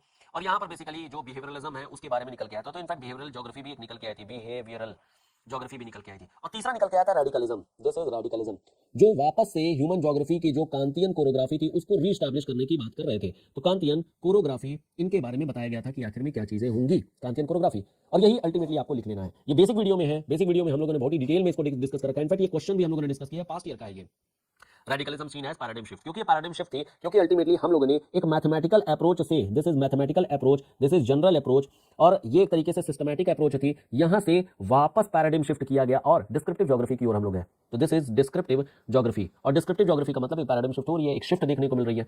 इसके कॉजेज, अप्रोच एंड क्रिटिसिज्म, ये सारी चीजें इंक्लूडिंग द फिलोसफर यानी कि ज्योग्राफर, वो हम लोगों ने डिस्कस कर रखा है, रेफर कर लीजिएगा, यहां पर आंसर हो जाएगा, इसके बारे में ज्यादा कुछ डिस्कस करने वाला है नहीं। Next question, ageing population has adverse social and economic consequence, explain with example. Again एक बहुत ही बढ़िया सा क्वेश्चन है जहां पर आपको बहुत कुछ लिखने को मिल जाएगा। सबसे पहले हमारी है ageing population. What is ageing population. Ageing population को दो तरीके से देख सकते हैं, एक आप देख सकते हैं सीनियर सिटीजन के नाम पे, तो दिस इज सीनियर सिटीजन के नाम पर, या फिर इसी को आप लिख सकते हैं जो कि डेमोग्राफी में नहीं आ रही हैं, यानी कि डेमोग्राफिक ट्रांजिशन में, ये ट्रांजिशन में कंट्रीब्यूट नहीं कर रहे हैं। दूसरा आप लिख सकते हैं कि ये working, this is working group में भी नहीं आते हैं। तो बेसिकली हम लोगों ने इकोनॉमिक टर्म में देखा, डेमोग्राफिक ट्रांजिशन में हम लोगों ने बेसिकली हम लोग यूज करते हैं ये डेमोग्राफी पैरामीटर, जहां पर हम लोग इस तरीके का हम लोग एक कर्व बनाते हैं, जहां पर बीच में ये जो एरिया होता है वो होता है वर्किंग ग्रुप का, नीचे चाइल्ड होते हैं, बच्चे होते हैं, ऊपर सीनियर सिटीजन होते हैं। तो दिस इज सीनियर पीपल जो कि वर्किंग नहीं है। और अल्टीमेटली हम लोग बोल सकते हैं ये एक एरिया है, ये वर्किंग ग्रुप है, बाकी जो सीनियर ग्रुप है और चाइल्ड ग्रुप है ये डिपेंडेंट पीपल हैं। तो एजिंग पॉपुलेशन अपने आप में एक डिपेंडेंट पीपल होते हैं, डिपेंडेंट ग्रुप होती है, डिपेंडेंट वर्किंग ग्रुप हम लोग बोल सकते हैं, जो कि वर्किंग ग्रुप पर ही डिपेंडेंट है। वर्किंग क्या होते हैं, जो हमारे 15 टू 59 ईयर एज ग्रुप होती है, उनको हम लोग बोलते हैं वर्किंग ग्रुप, जो वर्क कर रहे हैं। ठीक है, अब ये इस पे डिपेंडेंट हो गए। डिपेंडेंट हो गए मतलब क्या है, जो इकोनॉमिक कॉन्सिक्वेंस है, दिस इज इकोनॉमिक कॉन्सिक्वेंस। क्या लिख सकते हैं आप इकोनॉमिक कॉन्सिक्वेंस में, सिंपल लिखिए, पहली बात, they are not part of working group, that means they are more like a pressure. तो ये केवल और केवल प्रेशर ऑन रिसोर्स है, प्रेशर ऑन रिसोर्स है, रिसोर्स मतलब इकोनॉमिक रिसोर्स। नंबर 2, इनकी जीरो इकोनॉमिक प्रोपेंसिटी है, इकोनॉमिक प्रोपेंसिटी है, डिपेंडेंट पीपल है, या फिर इसी को बोल सकते हैं आप डिपेंडेंट पीपल है, they are dependent people. Third part, they are not part of, अच्छा हाँ, they are not part of human resource, ये ह्यूमन रिसोर्स का पार्ट भी नहीं है। तो अल्टीमेटली ये कोई काम नहीं कर रहे हैं, कंट्रीब्यूशन नहीं कर रहे हैं। दूसरी पार्ट आप आ जाएंगे, क्या चीज, दूसरा पार्ट आप आ जाएंगे सोशल कॉन्सिक्वेंस को लेकर के। अब सोशल कॉन्सिक्वेंस में क्या लिखेंगे, अच्छा प्रेशर ऑन रिसोर्स में यहाँ पर माल्थुसियन थ्योरी भी आप लिख सकते हैं, क्योंकि पॉपुलेशन कंटिन्यूअसली बढ़ती आ रही है, but resource are not getting multiplied in the same multiplication, same तरीके से नहीं मिल रहा है। सोशल कॉन्सिक्वेंस में अल्टीमेटली आप यहां पर बताएंगे नंबर 1 कि हेल्थ बहुत ज्यादा इनकी खराब होती है और हेल्थ रिसोर्स पर ये एक्स्ट्रा प्रेशर, एक्स्ट्रा बर्डन बनते आते हैं। नंबर 2, फैमिली, ठीक है, फैमिली या फिर सोशल कल्चर, सोशल कल्चर, इस पर भी अल्टीमेटली कहीं ना कहीं इनका एक इन्फ्लुएंस रहता है, जिसके कारण से अगेन ये भी एक सोशल कॉन्सिक्वेंस में थोड़ी सी एडवर्स नेचर देखने को मिल जाती है। और प्लस ऑर्थोडॉक्सिटी हो गई, फैमिली प्लानिंग हो गई, ये सब चीजें यहाँ पर देखने को नहीं मिलती है एजिंग पॉपुलेशन में। तो ये दिखा दिया आपने कि हाँ यहाँ पर कुछ सोशल कॉन्सिक्वेंस, मतलब ये सारे कॉन्सिक्वेंसेस हमें देखने को मिल रहे हैं। बट यहाँ पर तो आपने ये दिखाया कि हाँ this is negative in nature, लेकिन अल्टीमेटली आप ये बताएंगे कंक्लूड करते वक्त एक और पॉइंट लिखेंगे कि एजिंग पॉपुलेशन का मतलब ऐसा नहीं होता है कि they are burden on the economy और they are burden on the society, they are also having skill, इनके पास में स्किल होती है और ये सेकंड डेमोग्राफिक डिविडेंड बनते जा रहे हैं, सेकंड डेमोग्राफिक डिविडेंड बनते जा रहे हैं। तो हम लोग ये नहीं कह सकते हैं डेमोग्राफिक डिविडेंड यार, ठीक है, तो ये बनते जा रहे हैं, तो हम लोग ये नहीं कह सकते हैं कि they are having only negative consequence on societal as well as economic perspective. In fact हम लोग ये बोल सकते हैं कि कहीं ना कहीं they are also contributing in the development of society and economy of the region, and that is ultimately we can say कि एजिंग पॉपुलेशन इज मतलब ठीक है broadly majorly they have adverse impact, but if they have skill, अगर उनके पास में skill है तो ultimately हम लोग कह सकते हैं कि नहीं they are part of second demographic dividend. तो कहीं ना कहीं चीजें हमें मिल रही है अच्छी, ठीक है। तो एक पॉजिटिव एक नेगेटिव दोनों पॉइंट लिखेंगे, लास्ट में ये आप सेकंड डेमोग्राफिक डिविडेंड को कंट्रीब्यूट मतलब लिख करके अल्टीमेटली आंसर को कंक्लूड कर देंगे, आंसर आपका तैयार हो गया। लास्ट क्वेश्चन है आज का, लास्ट क्वेश्चन हमारा, present critical account of Alfred weber theory of industrial location, locational theory का क्वांटिटेटिव रिवोल्यूशन का एक स्ट्रेट फॉरवर्ड सा क्वेश्चन है जिसके बारे में सब लोग जानते हैं और फटाफट आप लोग लिख लेंगे। तो ये बेसिक क्वेश्चन है, इसको हम लोग डिस्कस नहीं करेंगे, ये आराम से आप लोग कर सकते हैं, ठीक है। So how was the paper, कैसा था पेपर? देखिए पेपर अगेन अगर देखा जाए तो कुछ क्वेश्चन थे, दो चार क्वेश्चन ऐसे हैं जो स्ट्रेट फॉरवर्ड हैं, जिनके आप अगर आप बेसिक भी किए होंगे तो automatically you can right these answers. दूसरी चीज़ जो हमारे कंपलसरी क्वेश्चन है, question number 1 and question number 5, उसमें दो क्वेश्चन है जो कि कॉम्प्लेक्स हैं, टफ हैं, जिनको एड्रेस करना थोड़ा सा मुश्किल था। तीसरी चीज़ कुछ क्वेश्चन ऐसे हैं जो थोड़े ट्विस्टेड हैं, लेकिन अगर आप उसको उसकी ट्विस्टिंग को अगर आप थोड़ी सी सीधा कर देंगे तो आप आंसर को ईजिली लिख सकते हैं। तो ज़्यादा कोई बहुत ज़्यादा टफ क्वेश्चन पेपर नहीं है, बट सिविल सर्विसेज का पेपर है तो टफ तो ऑब्वियसली होना ही होना है, लेकिन ये मॉडरेटली टफ कहा जाएगा कि बहुत ज़्यादा टफ नहीं है, this is moderately tough. Practice की काफ़ी ज़रूरत है, पास्ट ईयर के क्वेश्चन के साथ में आपको प्रैक्टिस बहुत करनी चाहिए और आपको ये सोचना चाहिए कि हम लोग कैसे मॉडल्स थ्योरीज को लिंक कर सकते हैं। कुछ क्वेश्चन आज एग्जामिनेशन में ऐसे जरूर आएंगे जहां पर आप कोशिश करेंगे कि हम जनरल ना लिखें, कुछ ऑप्शनल बना करके लिखें, बट आपको कोई कंटेंट मिलेगा नहीं जिसके बेसिस पर हम लोग बोले कि हाँ इसे कुछ टेक्निकल बनाया जा सकता है, कुछ फीडिंग की जा सकती है उसमें, लेकिन फिर भी स्कोप थोड़े से कम होते हैं। इनफैक्ट हमारे पास जो इन्वायरमेंट के क्वेश्चन थे उसमें फीडिंग कर पाना बहुत मुश्किल टास्क था, लेकिन फिर भी दो तीन चीजें थी, जैसे होम्योस्टेसिस प्रिंसिपल हो गया, प्रिंसिपल ऑफ गायर हो गया, उसको यूज करके सिंपलीफाई करना पड़ेगा, फिर यूज करके आप लिख सकते हैं, थोड़ा सा टेक्निकल बन सकता था, लेकिन स्कोप रिलेटिवली कम है। तो खैर यही पूरी थी, हमारा पेपर 1 डिस्कस हो गया है, पेपर 2 हम लोग करेंगे कल। चलिए खैर यहीं पे स्टॉप करते हैं, मिलेंगे नेक्स्ट वीडियो में पेपर 2 के डिस्कशन के साथ में। Till then goodbye and thank you so much.